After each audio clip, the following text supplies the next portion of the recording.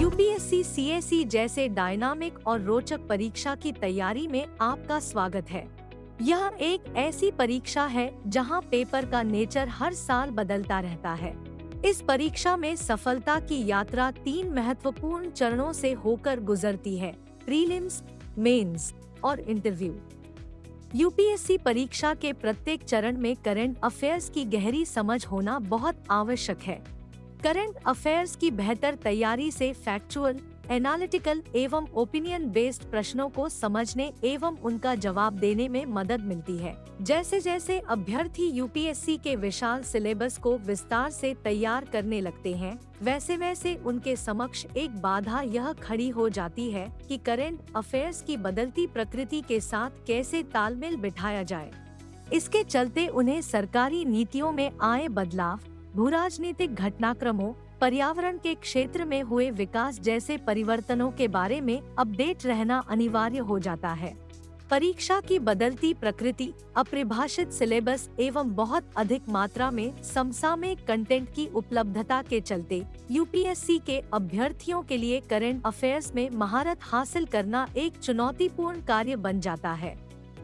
इन्हीं जटिलताओं को दूर करने हेतु हम प्रीलिम्स 2024 के लिए एक साल के करंट अफेयर्स को 60 घंटों में रिवाइज करने, उसका विस्तार से विश्लेषण करने एवं उस पर महारत हासिल करने के लिए PT 365 प्रोग्राम शुरू करने जा रहे हैं। PT 365 प्रोग्राम को काफी इनोवेटिव तरीके से डिजाइन किया गया है। यह योजनाबद्ध तरीके से प्रीलिम्स 2024 के लिए आपकी तैयारी को बेहतर बनाएगा। PT 365 प्रोग्राम के तहत करंट अफेयर्स की कॉम्प्रिहेंसिव कक्षाओं की कुछ महत्वपूर्ण विशेषताएं: विजन IAS की अत्यधिक अनुभवी फैकल्टी द्वारा इंटरैक्टिव कक्षाएं, प्रीलिम्स परीक्षा की बेहतर तैयारी के लिए 1 वर्ष के करंट अफेयर्स का संपूर्ण कवरेज, जिसमें अप्रैल 2023 से अप्रैल 2024 तक के the Hindu, Indian express, PIB, economic times, योजना मैगजीन, आर्थिक सर्वेक्षण, बजट, संसद टीवी आदि से प्रीलिम्स के लिए प्रासंगिक सभी टॉपिक को कवर किया गया है। PT 365 प्रोग्राम के साथ जुड़कर यूपीएससी के विशाल सिलेबस को टारगेटेड तरीके से तैयार कीजिए और प्रीलिम्स की कठिन राह में सफलता हासिल कीजिए। क्या आप यूपीएससी प्रीलिम्स 2024 के लिए तैयार हैं? हमारी वेबसाइट पर अभी रजिस्टर करें या अन्य किसी भी जानकारी के लिए हमसे संपर्क करें enquiry@visionis.in। हम इस परीक्षा में आपकी सफलता की यात्रा में पूरा साथ देंगे। प्रिय अभ्यर्थियों, आप सबका स्वागत है। मिलिए आरव से। आरव यूपीएससी की तैयारी में जुटा एक छात्र है। यूपीएससी पास कर IAS बनना आरव का भी एक सपना है। उसके कमरे में यूपीएससी टॉपर्स की लगी फोटो, पत्र पत्रिकाओं में छपे उनके इंटरव्यू आदि आरव के सपने की कहानी बयां कर रहे हैं। आरव अपने सपने को पूरा करने के लिए पढ़ना आरंभ कर देता है, परंतु जैसे ही वह यूपीएससी के विशाल सिलेबस को कवर करने का प्रयास करता है, वह खुद को बहुत सारी किताबों और नोट्स के बीच घिरा हुआ महसूस करता है। हालांकि आरव ने अपने पढ़ने और रिवीजन के तरीकों में काफी बदलाव किया है, लेकिन इतना सब करने के बावजूद आरव की चिंता हर दिन बढ़ती जा रही है। वह अपने आप को स्टडी मटेरियल के अथाह सागर में खोया हुआ महसूस कर रहा है और सही दिशा की तलाश कर रहा है। असमंजस की इस घड़ी में आरव को अपने एक मित्र के जरिए लक्ष्य प्रीलिम्स 2024 मेंटरिंग प्रोग्राम का पता चला है। आरव ने इस प्रोग्राम के बारे में और जानकारी जुटाई। सब कुछ जान लेने के बाद लक्ष्य प्रोग्राम आरव के लिए उसकी चुनौतीपूर्ण यात्रा में एक आशा की किरण के रूप में दिखाई दे रहा है। आरव ने पाया कि लक्ष्य प्रोग्राम रिवीजन और प्रैक्टिस के लिए एक बेहतरीन रणनीतिक योजना प्रस्तुत कर रहा है, क्योंकि इसके अंदर जीएस और सीसैट के संपूर्ण सिलेबस को शामिल किया गया है। इस प्रोग्राम में मासिक करंट अफेयर्स और पीटी 365 का रिवीजन शामिल है। सीसैट आजकल हिंदी माध्यम के अभ्यर्थियों के लिए बहुत चुनौतीपूर्ण हो गया है। ऐसे में सीसैट की बेहतरीन तैयारी के लिए लक्ष्य प्रोग्राम में नियमित एवं ठोस प्रैक्टिस पर विशेष ध्यान दिया गया है। आरव ने जब लक्ष्य प्रोग्राम के पर्सनलाइज्ड अप्रोच को देखा तो वह अपनी विशेष आवश्यकताओं के अनुसार इससे काफी प्रभावित हुआ। आरव को ऐसा इसलिए लगा क्योंकि लक्ष्य प्रोग्राम में उन क्षेत्रों पर विशेष ध्यान दिया गया है जहां से ज्यादा सवाल पूछे जा रहे हैं। इस प्रोग्राम के जरिए बार बार रिवीजन करने की सुविधा दी जा रही है। इस प्रोग्राम के तहत अभ्यर्थियों की कुशल तैयारी के लिए उन्हें प्रभावी और जांची परखी रीडिंग लिस्ट दी जाती है। इस प्रोग्राम में पिछले वर्ष के प्रश्नों यानी PYQs का गहन विश्लेषण किया जाता है तथा आगामी यूपीएससी प्रीलिम्स में पूछे जाने वाले संभावित प्रश्नों पर भी चर्चा की जाती है। लक्ष्य प्रोग्राम की सुनियोजित रणनीति ने आरव के भीतर तैयारी का नया दृष्टिकोण विकसित किया है। आरव, जो कुछ दिन पहले तक खुद को खूब सारी किताबों और नोट्स के बीच घिरा हुआ महसूस कर रहा था, अब नए फोकस लर्निंग एनवायरनमेंट में बेहतर महसूस कर रहा है।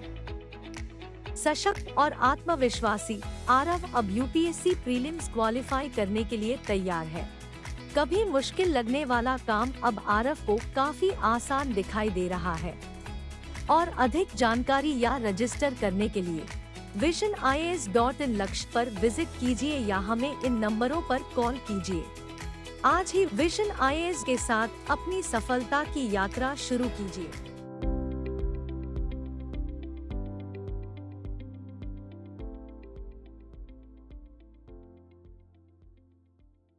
Good evening and welcome to all. आप सभी लोगों का स्वागत है। कैसा रहा सेशन? अच्छा रहा। लगभग 1 घंटे तक हम लोग डिस्कशन करेंगे और कुल पर्पस ये है कि अगले 4 महीनों में आपकी रणनीति क्या होनी चाहिए, है ना। नेक्स्ट 4 मंथ्स आप कैसे बेस्ट यूटिलाइज कर सकते हैं, कैसे आप अपने आप को और बेहतर कर सकते हैं, है ना। काफी समय है।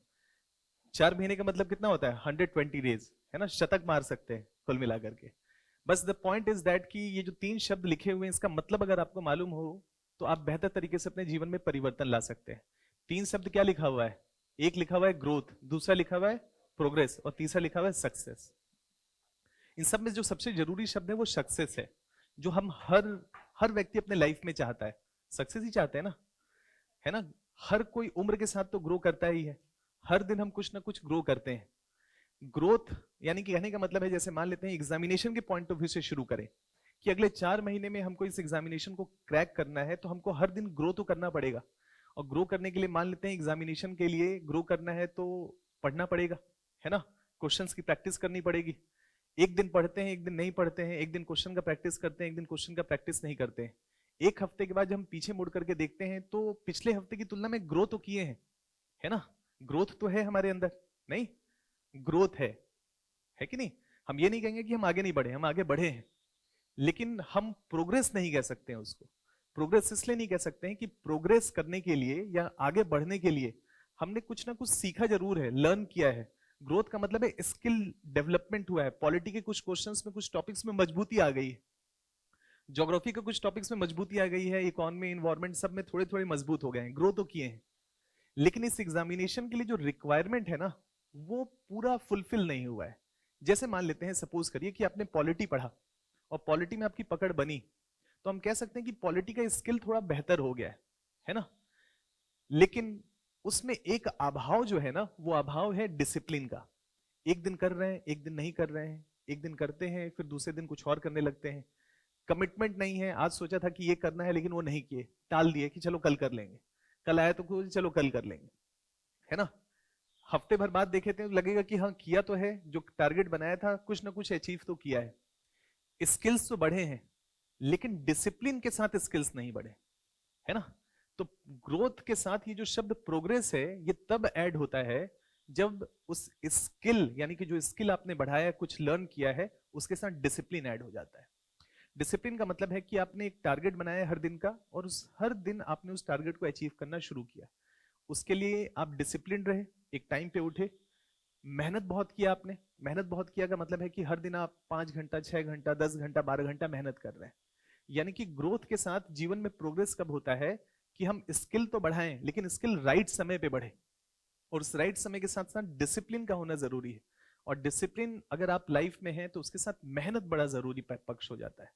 तो इस एग्जामिनेशन में ग्रोथ से काम नहीं चलेगा कि आप सोचें कि मैंने पॉलिटिक्स सीख लिया, है ना, ग्रो तो किया, लेकिन जो रिक्वायरमेंट इस एग्जामिनेशन का है उसके अनुसार ग्रो नहीं किए। आप इंडिविजुअली एक पार्टिकुलर स्पीड से स्किल तो बढ़ाए हैं, लेकिन डिसिप्लिन के साथ नहीं बढ़ाए, है ना। डिसिप्लिन के साथ साथ लेबर में कहीं ना कहीं कुछ कमी है।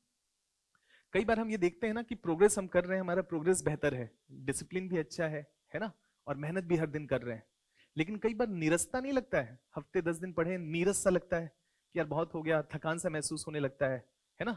इसका मतलब क्या है कि प्रोग्रेस सक्सेस में तब बदलता है जब मोटिवेशनल कोई फैक्टर होता है, जब कोई मोरालिटी उसके साथ जुड़ता है। इस एग्जामिनेशन में सफल होने के लिए एक वन डे या T20 का मैच नहीं है, टेस्ट मैच खेलना है, यह मैराथन दौड़ना है। और मैराथन दौड़ने के लिए डिसिप्लिन तो हमको होना ही पड़ेगा, डिसिप्लिन तो एक इंपॉर्टेंट फैक्टर है ही, लेकिन उसके साथ साथ हर दिन को एक मोटिवेशनल फैक्टर हमारा जरूर होना चाहिए, जो हमको हर दिन प्रेरित करे कि यार मेहनत करना है, इस एग्जामिनेशन को क्रैक करना है। और वो मोटिवेशन आपको लंबे समय तक सस्टेन करता है एक डायरेक्शन पे काम करने के लिए, यानी कि आपको डिसिप्लिन रखता है, आपके लेबर में कमी आने नहीं देखता है। तो ये जो सक्सेस वाला पॉइंट है ये उसी को मिलता है जिसके लाइफ में कुछ ट्रिगर पॉइंट होता है, कुछ मोटिवेशनल फैक्टर होता है। तो अगर आपको इस एग्जाम में सफल होना है ना, तो ग्रोथ और प्रोग्रेस से काम नहीं चलेगा, है ना। वो हम हर दिन कुछ ना कुछ ग्रो कर रहे हैं, प्रोग्रेस कर रहे हैं, है ना, विद सर्टेन स्पीड। लेकिन आपको सक्सेस में जाना है तो डिसिप्लिन भी होना पड़ेगा, मेहनत भी करनी पड़ेगी, और सर्टेन ट्रिगर इफेक्ट भी आपको चाहिए, जिसको हम मोटिवेशन कह सकते हैं। एनसीईआरटी की किताब आप लोगों ने पढ़ी है? उसमें पहला जो होता है गांधी जी का जंतर लिखा होता है ना। गांधी जी के जंतर में क्या बात लिखी होती है? ये लिखा होता है ना कि जब भी आप कोई काम कर रहे हो और आपको दुविधा हो, तो समाज के सबसे निचले पायदान पे, हाशिए पे कोई व्यक्ति है, उसका चेहरा इमेजिन करें, और इमेजिन करने के बाद ये सोचें कि जो मैं काम कर रहा हूं उससे उसके जीवन में क्या कुछ बदलाव आ सकता है या नहीं आ सकता है। अगर आपका आंसर यस हो, इसका मतलब है आप सही काम कर रहे हैं, और आपका आंसर नो है, इसका मतलब है कि गड़बड़ काम कर रहे हैं। तो ये ट्रिगर इफेक्ट हो सकता है कि नहीं, मोटिवेशन हो सकता है कि नहीं। और ब्यूरोक्रेट से इससे बड़ा मोटिवेशन क्या होगा, क्योंकि आपको समाज में परिवर्तन लाना है, समाज में लोगों के जीवन को बेहतर करना है। तो बेहतर करना है तो जो हाशिए पे एक इंसान है, जो सबसे लास्ट पायदान पे है, उसके जीवन में अगर आपने परिवर्तन कर दिया तब तो सक्सेसफुल है। नहीं तो प्रोग्रेस कर भी गए, एग्जाम क्रैक कर भी गए, लेकिन सक्सेसफुल ब्यूरोक्रेट नहीं बन पाएंगे। क्यों? जीवन में मोटिवेशन नहीं था। सफल हो गए, या आप कह सकते हैं कि एग्जाम को क्रैक कर दिए, सबकी नजर में सफल है, लेकिन आप अपनी नजर में सफल नहीं होंगे। रीजन? वो ट्रिगर नहीं था आपके पास। आप बेहतर ब्यूरोक्रेट नहीं बन पाएंगे। इमोशनल इंटेलिजेंस का जो कॉन्सेप्ट है वो एक इंपॉर्टेंट कॉन्सेप्ट है जो आपको इस एग्जामिनेशन में सफल बनाएगा। इसीलिए ये जो दो पॉइंट है, ग्रोथ और प्रोग्रेस, इससे ज्यादा इंपॉर्टेंट पॉइंट है सक्सेस के कॉन्सेप्ट को समझना। और सक्सेस के कॉन्सेप्ट को समझने के लिए डिसिप्लिन का होना जरूरी है, लेबर का होना, मेहनत का होना जरूरी है, और हर दिन कुछ एक ट्रिगर पॉइंट का होना जरूरी है। यानी कि आपको अपने आप को पुश करना है, मोटिवेट करना है, इंस्पायर करना है कि यार मैं क्यों तैयारी कर रहा हूं इस एग्जामिनेशन का। और उसके लिए अलग अलग मोटिवेशन, ये नहीं कि शादी हो जाएगी, करोड़ों मिलेंगे दहेज में, ये मोटिवेशन नहीं। अब आप सोचिए मोटिवेशन है ना, ये मटीरियल मोटिवेशन है, मटीरियलिस्टिक चीजें हैं, है ना। वो तो जिस दिन आप अचीव कर लेंगे रैंक, वो सब चीजें आपके पीछे, मटीरियल चीजें आपके पीछे आने लगेंगी। वो ट्रिगर नहीं है। ट्रिगर वो है जो जीवन में सुकून देता हो, जो सेंस ऑफ फुलफिलमेंट क्रिएट करता हो, उसको कर करके ऐसा लगे कि हाँ यार आज का दिन मेरा सफल रहा। वो होता है मोटिवेशन, वो होता है इंस्पायर करता है, आपको अगले दिन और बेहतर करने के लिए काम करता है कि नहीं। तो इसका मतलब है, द पॉइंट इज कि 4 महीने आप अपने आप को फुल्ली मोटिवेटेड रखेंगे, सबसे इंपॉर्टेंट पॉइंट है। अगर वो कर पाएंगे तो सक्सेसफुल हो पाएंगे। अगर मेहनत करते रहेंगे, है ना, और नॉलेज भी बढ़ाते रहेंगे, लेकिन फिर वो अप्स एंड डाउन्स होते रहेंगे। एक हफ्ता पढ़ेंगे, 2 दिन 3 दिन का ब्रेक आ जाएगा, है ना? क्यों? क्योंकि वो मोटिवेशन नहीं है। फिर दिक्कत होगा, अपने आप को लगेगा कि यार 7 दिन पढ़े, 5 दिन पढ़े, या 5 दिन तक 10-10 घंटे पढ़े, 6वें दिन कूल डाउन हो गए, फिर पता चला 3-4 दिन तक वेस्ट कर दिया, तो एवरेज गिर करके वो 6-7 घंटे का हो गया, है कि नहीं? तो कहने का ये मतलब है, द पॉइंट इज कि शुरुआत मैंने ये जिस क्लास की है उसमें हमारा मेन एम है सक्सेस को अचीव करना, और सक्सेस को अचीव करने के लिए आपको नेक्स्ट 4 मंथ्स में कमर कसना पड़ेगा। हर दिन आप सोचिए, हर व्यक्ति के लाइफ में अलग अलग अनुभव होंगे, आप अलग अलग क्षेत्र से आते होंगे, आपने जीवन में अलग अलग अनुभव देखे होंगे। आप ब्यूरोक्रेट बनना चाहते हैं तो कुछ ऐसा मोटिवेशन या ट्रिगर पॉइंट जरूर होगा जो, या आप सोचते होंगे कि सेलेक्ट होने के बाद मैं ये काम करूंगा, उस काम के बारे में सोचें, और काम के बारे में सोचें तो हर क्वेश्चन को उस नजर से देखें। जब भी क्वेश्चन की प्रैक्टिस कर रहे हो, जब भी पढ़ाई कर रहे हो, कोई भी कॉन्सेप्ट पे काम कर रहे हो, तो सोचिए कि यार अगर ये कॉन्सेप्ट मेरा बन गया ना, तो मैं वो काम कर पाऊंगा जिसका सपना मैंने देखा है ना? शायद मैं समाज में वो परिवर्तन कर पाऊंगा। तो मुझे ये कॉन्सेप्ट समझना बड़ा जरूरी है। अगर मैं ऐसा कर पाऊंगा, अगर मैं ऐसा कर पाया, इस कॉन्सेप्ट को समझ पाया, तो मैं अपने उस एम के ज्यादा करीब होऊंगा। हर क्वेश्चन को उसी चुनौती से देखिए कि यार ये क्वेश्चन मेरे लाइफ का वो टर्निंग पॉइंट क्वेश्चन है, ये 2 नंबर अगर मैंने कर दिए तो इसका मतलब मेरा सिलेक्शन हो जाएगा, है ना? तो हर क्वेश्चन को चुनौती के रूप में देखें और अपने उस मोटिवेशन के साथ जोड़ करके देखें जो जीवन में आप चाहते हैं। अगर आप ऐसा करेंगे तो विश्वास करिए, हर मोमेंट पे आप ग्रोथ नहीं सोच रहे हैं, आप हर मोमेंट में प्रोग्रेस नहीं सोच रहे हैं, आप हर मोमेंट पे सक्सेस सोच रहे हैं। और हर मोमेंट पे सक्सेस सोच रहे हैं यानी कि वो जो मोटिवेशन या इंस्पायरिंग फैक्टर के साथ आप जो जुड़े हुए हैं, तो अगर हर सेकंड आप उस सक्सेस के लिए, उस ड्रीम के लिए अगर चेस कर रहे हैं, तो सक्सेस कैसे नहीं मिलेगा? अचीव करके सोचें, है कि नहीं? तो इसका मतलब है कि इन 3 शब्दों को थोड़ा सा दिमाग में रखें और रियलाइज करने की कोशिश करें, अपने आप को एक्चुअलाइज करने की कोशिश करें। आप खूब मेहनत कर रहे हैं, है ना? मेहनत काफी है, नॉलेज पे भी काम कर रहे हैं, स्किल्स पे भी काम कर रहे हैं, लेकिन इंस्पिरेशन भी आपको ढूंढना चाहिए। क्लियर है? मैं आपके साथ 3-4 पक्षों पे चर्चा करूंगा। 3-4 पक्षों का मतलब है एक ज्योग्राफी, एक एनवायरनमेंट, है ना, कि क्या करना चाहिए, उसके बारे में थोड़ा चर्चा करेंगे। करंट अफेयर्स में अप्रोच क्या होना चाहिए, उसको लेकर के थोड़ी सी एक समझ बनाने की कोशिश करेंगे, और थोड़ा टेस्ट सीरीज का यूटिलाइजेशन कैसे हम करें, जो हमारा टेस्ट सीरीज जो आपको मिला हुआ है उसको कैसे हम यूज करें ताकि बेस्ट पॉसिबल वे में हम इस एग्जामिनेशन को क्रैक कर सकें। क्लियर है? तो यहां पर अगर हम शुरू करें इस टॉपिक को, तो जो पहला है वो सामान्य अध्ययन की तैयारी कैसे की जाए। सिंपल सी बात है ना? आप लोग लगातार क्लासेस कर रहे हैं, है ना, और काफी सिलेबस आपने कवर कर लिया होगा, पॉलिटी, हिस्ट्री, इकोनॉमी, ज्योग्राफी, हर चीज कवर कर लिया। तो मैं सिलेबस पे अब आपसे चर्चा नहीं कर रहा हूं, उसकी समझ आपको है ना? हमको करना क्या है? हमको करना यह है कि नेक्स्ट 4 मंथ्स में आपने history, polity, economy, geography, environment, ये 5 कोर सब्जेक्ट्स हैं जिसके सवाल अपेक्षाकृत ज्यादा होते हैं। उदाहरण के लिए ज्योग्राफी, एनवायरनमेंट 30+ सवाल होते हैं। हिस्ट्री को देख लिया जाए कल्चर के साथ जोड़ करके तो 15 से 20 सवाल होते हैं, है ना? इकोनॉमी का फ्लक्चुएट कर सकता है, 15 से 20 हो सकते हैं, उससे ज्यादा भी हो सकते हैं अपेक्षाकृत। पॉलिटी का क्वेश्चन 12 से 20 के बीच में कहीं पर होता है।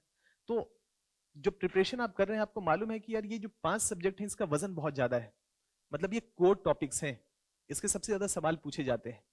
तो हमको करना क्या चाहिए? हमको करना यही चाहिए ना कि हर टॉपिक में, हिस्ट्री हो, पॉलिटी हो, इकोनॉमी हो, ज्योग्राफी हो, ये जो सारे टॉपिक्स हैं इन सब में कुछ ना कुछ कॉन्सेप्ट्स तो होंगे ना। हर टॉपिक में कॉन्सेप्ट्स होंगे, चाहे फंडामेंटल राइट की बात करें, चाहे कोई भी अन्य किसी भी टॉपिक, पॉलिटी का ले लें, हिस्ट्री का ले लें, इकोनॉमी का ले लें, ज्योग्राफी का ले लें, हर टॉपिक के कॉन्सेप्ट को सोचें कि कौन सा कॉन्सेप्ट इसमें इन्वॉल्व है। तो पहला टॉपिक क्या होना चाहिए? पहला कि यार कॉन्सेप्ट को क्रैक करना है कि नहीं? कॉन्सेप्ट पे पकड़ बनानी है, और उसके लिए मोटिवेटेड रखें अपने आप को। मोटिवेटेड रखने का मतलब है कि यार ये मेरी जिंदगी का ना सबसे इंपॉर्टेंट कॉन्सेप्ट है, इसको अगर मैंने कर लिया तो मैं वो कर पाऊंगा जो मैं करना चाहता हूं जीवन में, मैं चेंजेस ला सकता हूं, वो गांधी जी का जो विचार है मैं उसको अचीव कर सकता हूं, है कि नहीं? तो पहला जो चीज है यानी कि सामान्य अध्ययन के पॉइंट ऑफ व्यू से संपूर्ण पाठ्यक्रम को कवर करना, और संपूर्ण पाठ्यक्रम में 5 कोर एरियाज हैं, हमेशा ध्यान रखिए। पॉलिटी, हिस्ट्री, ज्योग्राफी, एनवायरनमेंट, और 5वां, आप कभी भी पिछले 10 सालों का एनालिसिस करिए, उस एनालिसिस में यही बात निकल करके आती है। हमने तो खूब पिछले साल मतलब काफी एनालिसिस आपने अलग अलग सब्जेक्ट्स का देखा है, एक ही बात तो निकल के आती है कि अगर पॉलिटी का वेटेज कम हुआ तो इकोनॉमी का बढ़ जाएगा, इकोनॉमी का बढ़ गया कम हो गया तो पॉलिटी का बढ़ जाएगा, दोनों का कम हुआ तो किसी तीसरे, इन्हीं पांचों में से किसी तीसरे का बढ़ जाएगा, उन तीनों का कम हुआ तो किसी दो का बढ़ जाएगा, लेकिन यूपीएससी इन्हीं पांचों में प्ले करेगा। तो इसका मतलब है कि जो 5 कोर सब्जेक्ट्स हैं इनका सिलेबस बहुत ही क्लियर होना चाहिए। अगर वो क्लैरिटी है, यानी कहने का मतलब है कि जब आप रात में कोई सो करके भी उठा देना आपको और कहे कि बताओ पॉलिटी का सिलेबस क्या है, तो आप उसको ना पॉलिटी का सिलेबस बता दीजिए, तब जाकर के कॉन्सेप्ट पे काम कर पाएंगे ना। जब आपको मालूम ही नहीं है कि रास्ता क्या है तो आप काम किस पे करेंगे, है ना। तो बहुत क्लैरिटी के साथ आपको पॉलिटी, हिस्ट्री, ज्योग्राफी, इकोनॉमी के सिलेबस मालूम होने चाहिए। उस सिलेबस में पहले सोचिए कि कोर कॉन्सेप्ट्स क्या है, इंपॉर्टेंट कॉन्सेप्ट्स क्या है, उन कॉन्सेप्ट्स पे काम करिए। अभी टाइम है, लगभग लगभग सबने सारे कॉन्सेप्ट्स पे काम कर लिया है, पॉलिटी का, हिस्ट्री का, ज्योग्राफी का, है ना, लगभग लगभग सब कॉन्सेप्ट्स पे काम हो गया है। थोड़ा बहुत जो बचा हुआ है वो अगले 1-1.5-2 महीनों में कंप्लीट हो जाएगा, है कि नहीं। तो जरा सोच करके रिवीजन करते समय सोचिए कि हर टॉपिक में क्या क्या इंपॉर्टेंट कॉन्सेप्ट्स हैं, उस पर काम करिए। जो भी फंडामेंटल किताबें हैं उसमें कुछ महत्वपूर्ण सूचनाएं हैं, कुछ इंपॉर्टेंट लैंडमार्क इवेंट्स हैं, कुछ जजमेंट आया होगा, कुछ ऐसा इवेंट हुआ होगा, कुछ ऐसी सूचनाएं जो किताबों में लिखी गई हैं वो उदाहरण के रूप में इस्तेमाल होती हैं और वो स्टैंडर्ड रेफरेंसेस हैं। उन सूचनाओं को आइडेंटिफाई करिए कि हिस्ट्री में वो कौन सा है, इकोनॉमी में कौन सा है, पॉलिटी के अलग अलग टॉपिक्स में कौन सा है, वो इंपॉर्टेंट सूचनाओं को ध्यान में रखें। तीसरा, लगातार करंट अफेयर्स की क्लासेस हो रही हैं, कोई भी एक टॉपिक है उसमें करंट में डेवलपमेंट क्या हुआ है, करंट में जो भी डेवलपमेंट हुआ है उसके साथ उसको इंटीग्रेट करिए। सोचिए, जैसे उदाहरण के लिए मान लीजिए कि ज्योग्राफी से एक उदाहरण ले, हमको भूगोल में, ज्योग्राफी में हिमालय पढ़ना है कि नहीं पढ़ना है, हिमालय पढ़ना है। हिमालय एक भौतिक विभाजन है भारत का। भारत को जब विभाजित करते हैं, डिवाइड करते हैं, तो उसमें हम पर्वत श्रेणियों का भी डिवीजन करते हैं, और जब पर्वत श्रेणियों का डिवीजन करते हैं तो हिमालय के बारे में पढ़ते हैं। हिमालय के बारे में क्या पढ़ेंगे यार, हिमालय की उत्पत्ति कैसे हुई, एक हिमालय का क्षेत्रीय विभाजन कर लेंगे कि यार अरुणाचल प्रदेश में क्या स्थिति है, सिक्किम में क्या स्थिति है, उत्तराखंड में क्या है, हिमाचल प्रदेश में क्या है, जम्मू कश्मीर में क्या है, यही करेंगे, है ना। कुछ इंपॉर्टेंट पीक्स देख लेंगे कहां कहां पर अवस्थित है, ये कर लेंगे। कुछ इंपॉर्टेंट ग्लेशियर्स कर लेंगे, ये देख लेंगे। कुछ नदियां इंपॉर्टेंट निकल रही हैं, ये कर लेंगे। ये क्या है, किताबों में मैक्सिमम सूचनाएं हैं, इंपॉर्टेंट जो इंफॉर्मेशन है वो दिया हुआ है। लेकिन करंट के पॉइंट ऑफ व्यू से क्या हिमालय में बदलाव नहीं हो रहा है? अब बदलाव हो रहा है तो लगातार एक साल में जो करंट अफेयर्स हिमालय के संदर्भ में हो उसको क्या सिलेबस के साथ ऐड नहीं करना चाहिए? तो इसका मतलब है कि सिलेबस का एक बेहतर समझ होना चाहिए। जो किताबों में स्टैटिक सिलेबस दिया है वो तो है ही, लेकिन करंट के पॉइंट ऑफ व्यू से उसमें जो डेवलपमेंट हो रहे हैं उसको जोड़ना है। उदाहरण के लिए लैंडस्लाइड की घटनाएं अभी इस पिछले मानसून के सीजन में खूब हुई हिमालय में, खास करके शिमला और मनाली के क्षेत्र में। तो बादल फटने की घटना और भूस्खलन की घटना हिमालय के संदर्भ में क्यों बढ़ रहा है, हिमालय में मालूम होना चाहिए, कारण क्या है, उसका प्रभाव क्या है, उसको दूर करने के उपाय क्या है कि नहीं। मतलब एक सिलेबस है, उस सिलेबस में हमको देखना पड़ेगा कि यार हिमालय ना इस साल इंपॉर्टेंट हो गया है लैंडस्लाइड के कारण। दूसरा, वो सिक्किम में यार वो एक ग्लेशियर लेक फट गया है, तो ग्लेशियर लेक आउटब्रस्ट क्या होता है, ग्लेशियर झील क्या होता है, क्यों ज्यादा बन रहे हैं, उसका प्रभाव क्या होगा, है ना, उसको दूर करने की रणनीतियां क्या हो सकती हैं, करना पड़ेगा। तीसरा, वो जोशीमठ वाला विषय एक निकल करके आया कि जोशीमठ सब्सिडेंस हो गया, पूरा का पूरा भूधसाव हुआ। तो हिमालय में भूधसाव की, लैंडस्लाइड ही नहीं हो रहा है, भूस्खलन ही नहीं हो रहा है, भूधसाव भी हो रहा है, और पूरा का पूरा एक छोटा सा कस्बा उससे प्रभावित हो गया। तो ये भूधसाव होता क्या है, क्यों होता है, उसका प्रभाव क्या होता है, उसके परिणाम क्या होते हैं, मतलब प्रभाव परिणाम क्या होते हैं, इसको दूर करने के उपाय क्या होंगे, जानना चाहेगा कि नहीं आपसे? लोग प्रभावित हो रहे हैं ना उससे। तो सपोज करें कि उत्तराखंड में आप पोस्टेड हो, सिक्किम में पोस्टेड हो, और वहां पर ऐसा हो जाए और आप कहें मुझे तो मालूम ही नहीं है ना, तो कौन सॉल्व करेगा उसको? तो कहने का ये मतलब है कि करंट के साथ जुड़ना पड़ेगा, संपूर्ण पाठ्यक्रम को कवर करना पड़ेगा। संपूर्ण का मतलब है जो यूपीएससी ने सिलेबस में लिख दिया है वो, प्लस उससे जुड़ा हुआ जो डायनामिक पार्ट है करंट के साथ जोड़ करके, उसको लगातार उस पर नजर रखिए, उस पर काम करिए, क्योंकि वैसे सवाल पूछे जा रहे हैं, है कि नहीं। तो संपूर्ण पाठ्यक्रम को कवर करना ये एक महत्वपूर्ण पक्ष है। जैसे कई बार मैं कुछ लोगों से बात करता हूं तो जब एग्जामिनेशन करीब आता है ना तो कहते हैं कि सर वो इकोनॉमी वाला सेक्शन छोड़ देते हैं, हो नहीं पाया है, या साइंस टेक छोड़ देता हूं, ज्योग्राफी सर ठीक नहीं हो पाया, या इन्वायरमेंट ठीक नहीं हो पाता, ये छोड़ देते हैं। और पता चला कि उस साल ज्योग्राफी और इन्वायरमेंट के सर्वाधिक सवाल आ गए जो आप छोड़ करके गए। तो क्या है ना, हमको जुआ नहीं खेलना है, हमको गैम्बल नहीं करना है। हमारा पूरा साल है ना एक, जिसमें हम तैयारी कर रहे हैं, हर सब्जेक्ट का अपना एक वेटेज है। हो सकता है कि किसी का वेटेज किसी साल कम हो, किसी का अपेक्षाकृत ज्यादा हो। अगर कोई भी सिलेबस का हिस्सा आप छोड़ते हैं क्या पता उस साल उसी हिस्से का वजन अपेक्षाकृत बढ़ जाए। तो ये 5 कोर सब्जेक्ट्स हैं, इन 5 कोर सब्जेक्ट्स को अच्छे से तैयार करना है और संपूर्ण पाठ्यक्रम को कवर करना यह एक महत्वपूर्ण पक्ष है। अब जैसे मैंने बताया कि ग्रोथ से सक्सेस तक जाने के लिए मेहनत करना पड़ेगा, स्किल पे काम करना पड़ेगा, है कि नहीं? रातों रात हो सकता है जगना पड़े, सुबह जल्दी उठना पड़े, है ना, लेकिन खूब मेहनत करना पड़ेगा। लेकिन सक्सेस का मतलब क्या है कि हमने सिलेबस तो अच्छे से कवर किया, लेकिन क्या हमने क्वेश्चंस की प्रैक्टिस की? अपने आप को एक्सपोज करना बड़ा जरूरी पक्ष है। जीवन में ना चुनौती चाहिए, चैलेंज चाहिए हमेशा।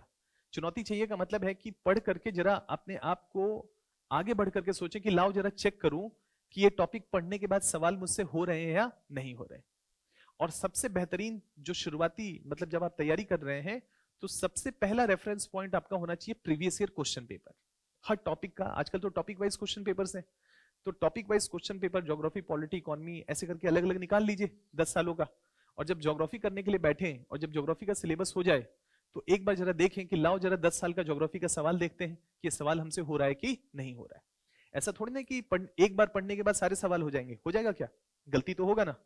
उस गलती के लिए घबराइए नहीं, उस गलती को आत्मसात करिए कि यार ये गलत हुआ है मुझसे। हो सकता है चक्रवात गलत हो जाए, हो सकता है मुद्रास्फीति जो आपने खूब तैयार किया मुद्रास्फीति में गलती हो रहा हो सकता है कि नहीं ऐसा? तो उन टॉपिक्स को आइडेंटिफाई करिए, ये मेरा कमजोर पक्ष है आज भी। और 10 साल के जब टॉपिक्स को आप डिस्कस करेंगे या जब क्वेश्चंस की प्रैक्टिस कर रहे होंगे तो आपको अपनी गलतियों का एहसास होगा। गलतियों का एहसास का मतलब है कि आपको पता चलेगा कि पढ़ते समय शायद पढ़ते समय कुछ बारीकियों पर मेरी नजर इस टॉपिक पे नहीं गई। प्रीवियस ईयर क्वेश्चन पेपर आपको उन बारीकियों की तरफ आपका ध्यान आकर्षित करेगा और आपको बताएगा कि देखो इस टॉपिक में अभी भी एक कमजोर कड़ी आपके है।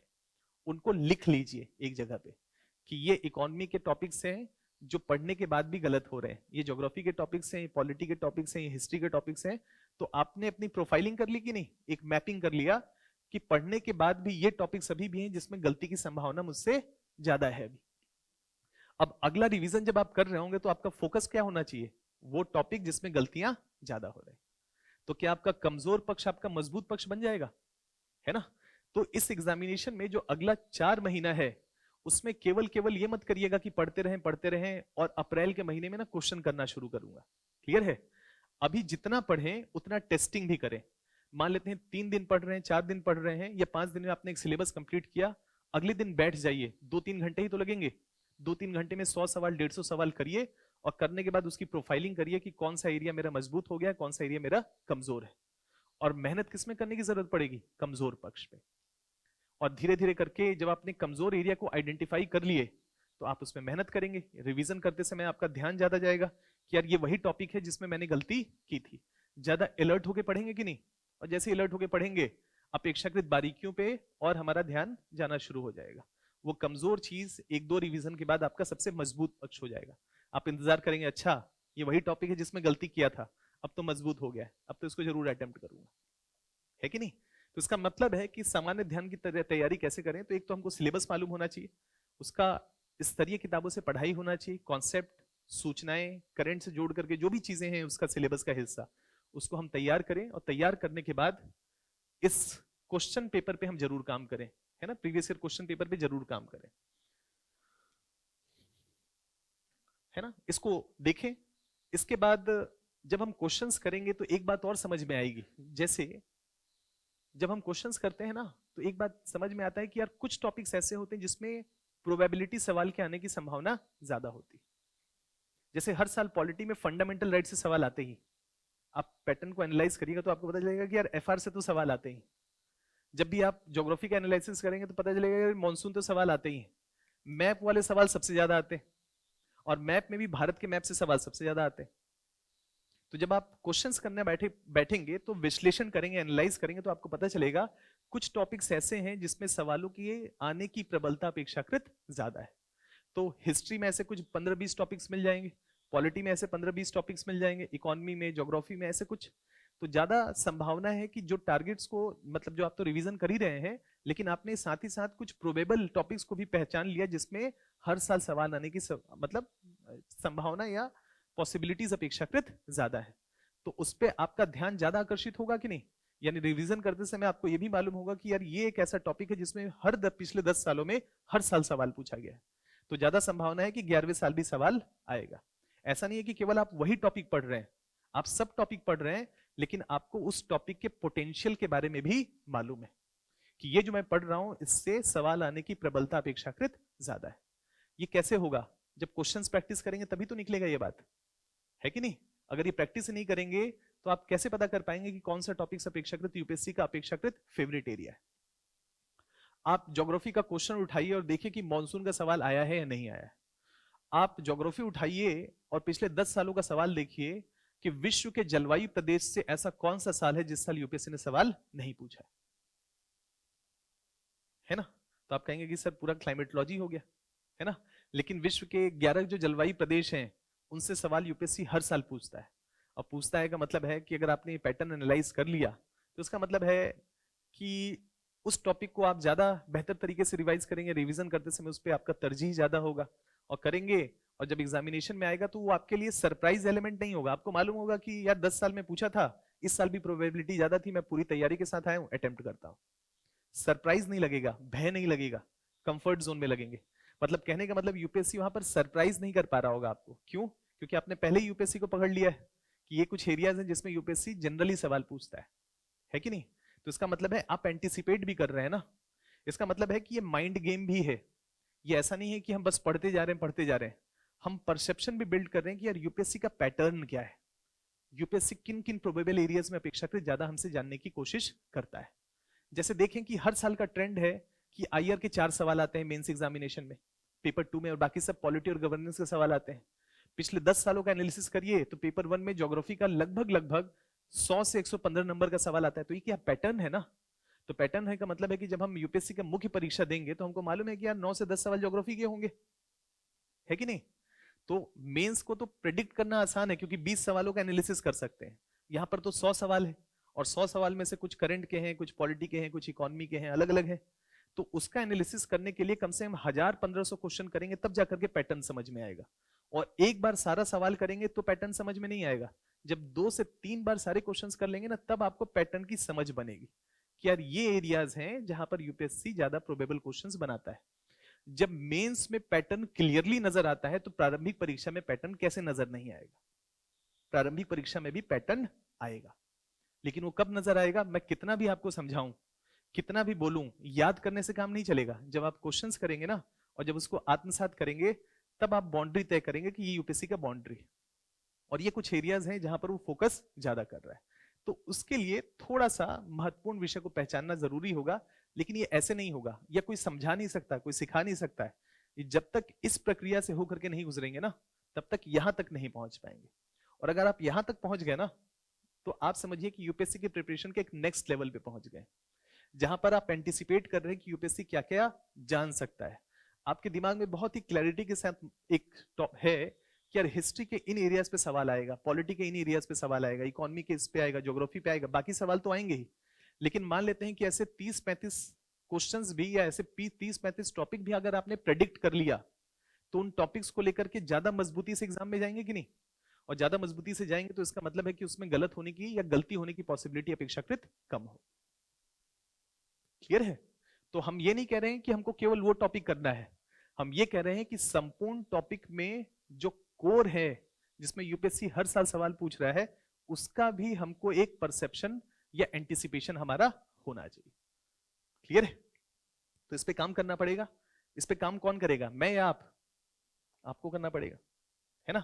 मैं आपको रास्ता दिखा सकता हूं, ये याद करने वाली चीज नहीं है ना? ये आत्मसात करने वाली चीज है। और आत्मसात करने के लिए आपको इस प्रक्रिया से गुजरना पड़ेगा, कई बार गुजरना पड़ेगा, 1 बार 2 बार 3 बार, तब जाकर के आपको एक पैटर्न समझ में आएगा। तो इस पर थोड़ा काम करें, ये जरूरी एक पक्ष है। तो वही है महत्वपूर्ण विषय को पहचानना, प्रश्न के पैटर्न को समझना। जैसे लास्ट ईयर एक पैटर्न जो नजर आया वो ये है कि एलिमिनेशन की टेक्निक काम नहीं कर रही।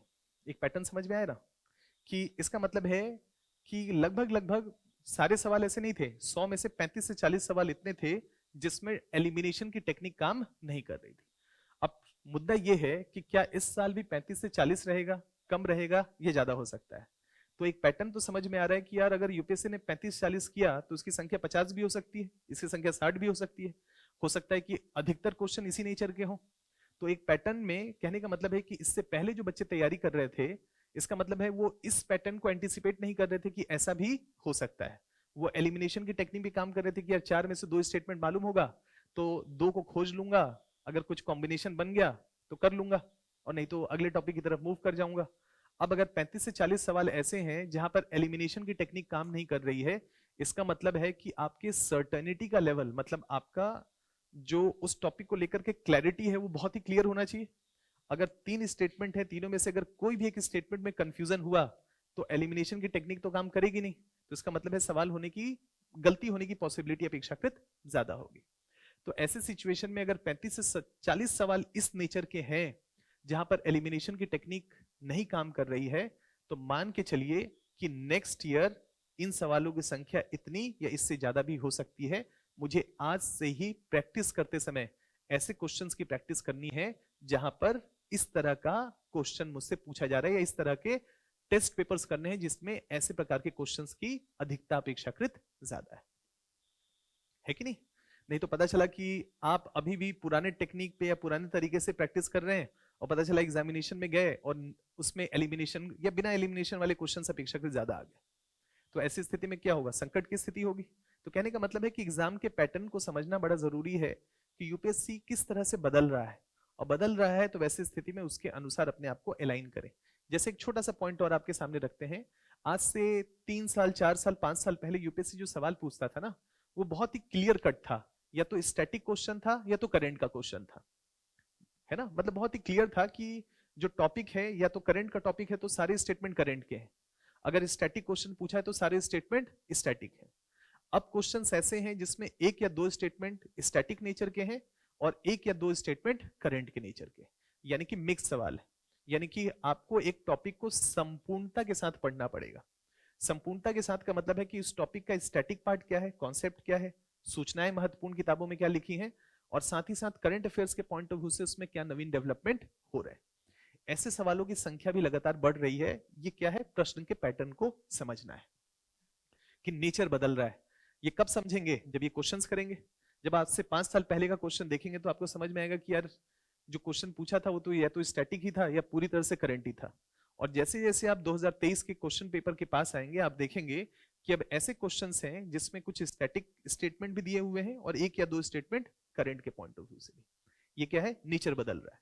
नेचर बदल रहा है का मतलब है कि यूपीएससी एक डायनामिक पर्सनालिटी का डिमांड कर रहा है, एक ऐसा व्यक्ति जिसकी जड़ें भी मजबूत हो और साथ ही साथ वो करंट के साथ जुड़ा हुआ भी, है ना? ऐसा एक डिमांड है, और ऐसा डिमांड है तो उसके अनुरूप हमको अपने एग्जामिनेशन को अलाइन करना है। घबराइए नहीं, ये कोई बड़ी बड़ी बातें नहीं है, बहुत ही सिंपल सी बातें हैं कि एग्जामिनेशन का पैटर्न है, हमको कुछ नहीं करना है, हमको यही पढ़ना है। जब भी आप कोई एक चीज पढ़े, जैसे मान लीजिए फंडामेंटल राइट पढ़े, एफआर पढ़े, तो फंडामेंटल राइट पढ़ने के बाद करंट अफेयर्स भी पढ़ रहे हैं ना, तो पॉलिटी में क्या करिए, बस पहला पन्ना खोलिए और देखिए कि यार आर्टिकल 14, आर्टिकल 15, 16, 18, 19 कहीं पर कुछ करंट में डेवलपमेंट हुआ है। उस किताब में वहां पर एक स्टिकर लगा दीजिए या पेंसिल से लिख दीजिए कि करंट का डेवलपमेंट है जून के महीने में, मई के महीने में, ये पार्टिकुलर आर्टिकल 15, आर्टिकल 16 लिख दीजिए वहां पर, ताकि आप उसको उसके साथ इंटीग्रेट कर सके। ऐसा करते चलेंगे तो इसका मतलब है कि किताबों के साथ आप प्रभावी रूप से करंट को भी जोड़ रहे हैं। क्यों? क्योंकि एग्जामिनेशन का पैटर्न बदल रहा है। क्लियर है? टेस्ट सीरीज और जो भी प्रीवियस ईयर क्वेश्चन है उसका बार बार पुनर्निरीक्षण करना है। इसका मतलब क्या है? मैंने कई बार बच्चों को कहा है ये बात, इसको ऐसे समझें।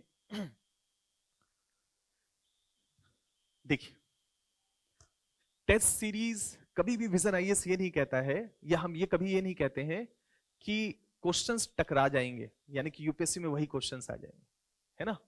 हम हमेशा ये कहते हैं कि क्वेश्चन बनाने का स्तर वो होगा जो यूपीएससी का स्तर होगा, ताकि आपका बेस्ट प्रैक्टिस हो सके। यानी कि जब आप विजन आईएएस का टेस्ट सीरीज जब दे रहे हो और जब आप एग्जामिनेशन हॉल में जाएंगे और यूपीएससी का क्वेश्चन पेपर करेंगे, तो आपको लगना चाहिए कि यार ऐसा क्वेश्चन का प्रैक्टिस मैंने पहले भी कर लिया है ना?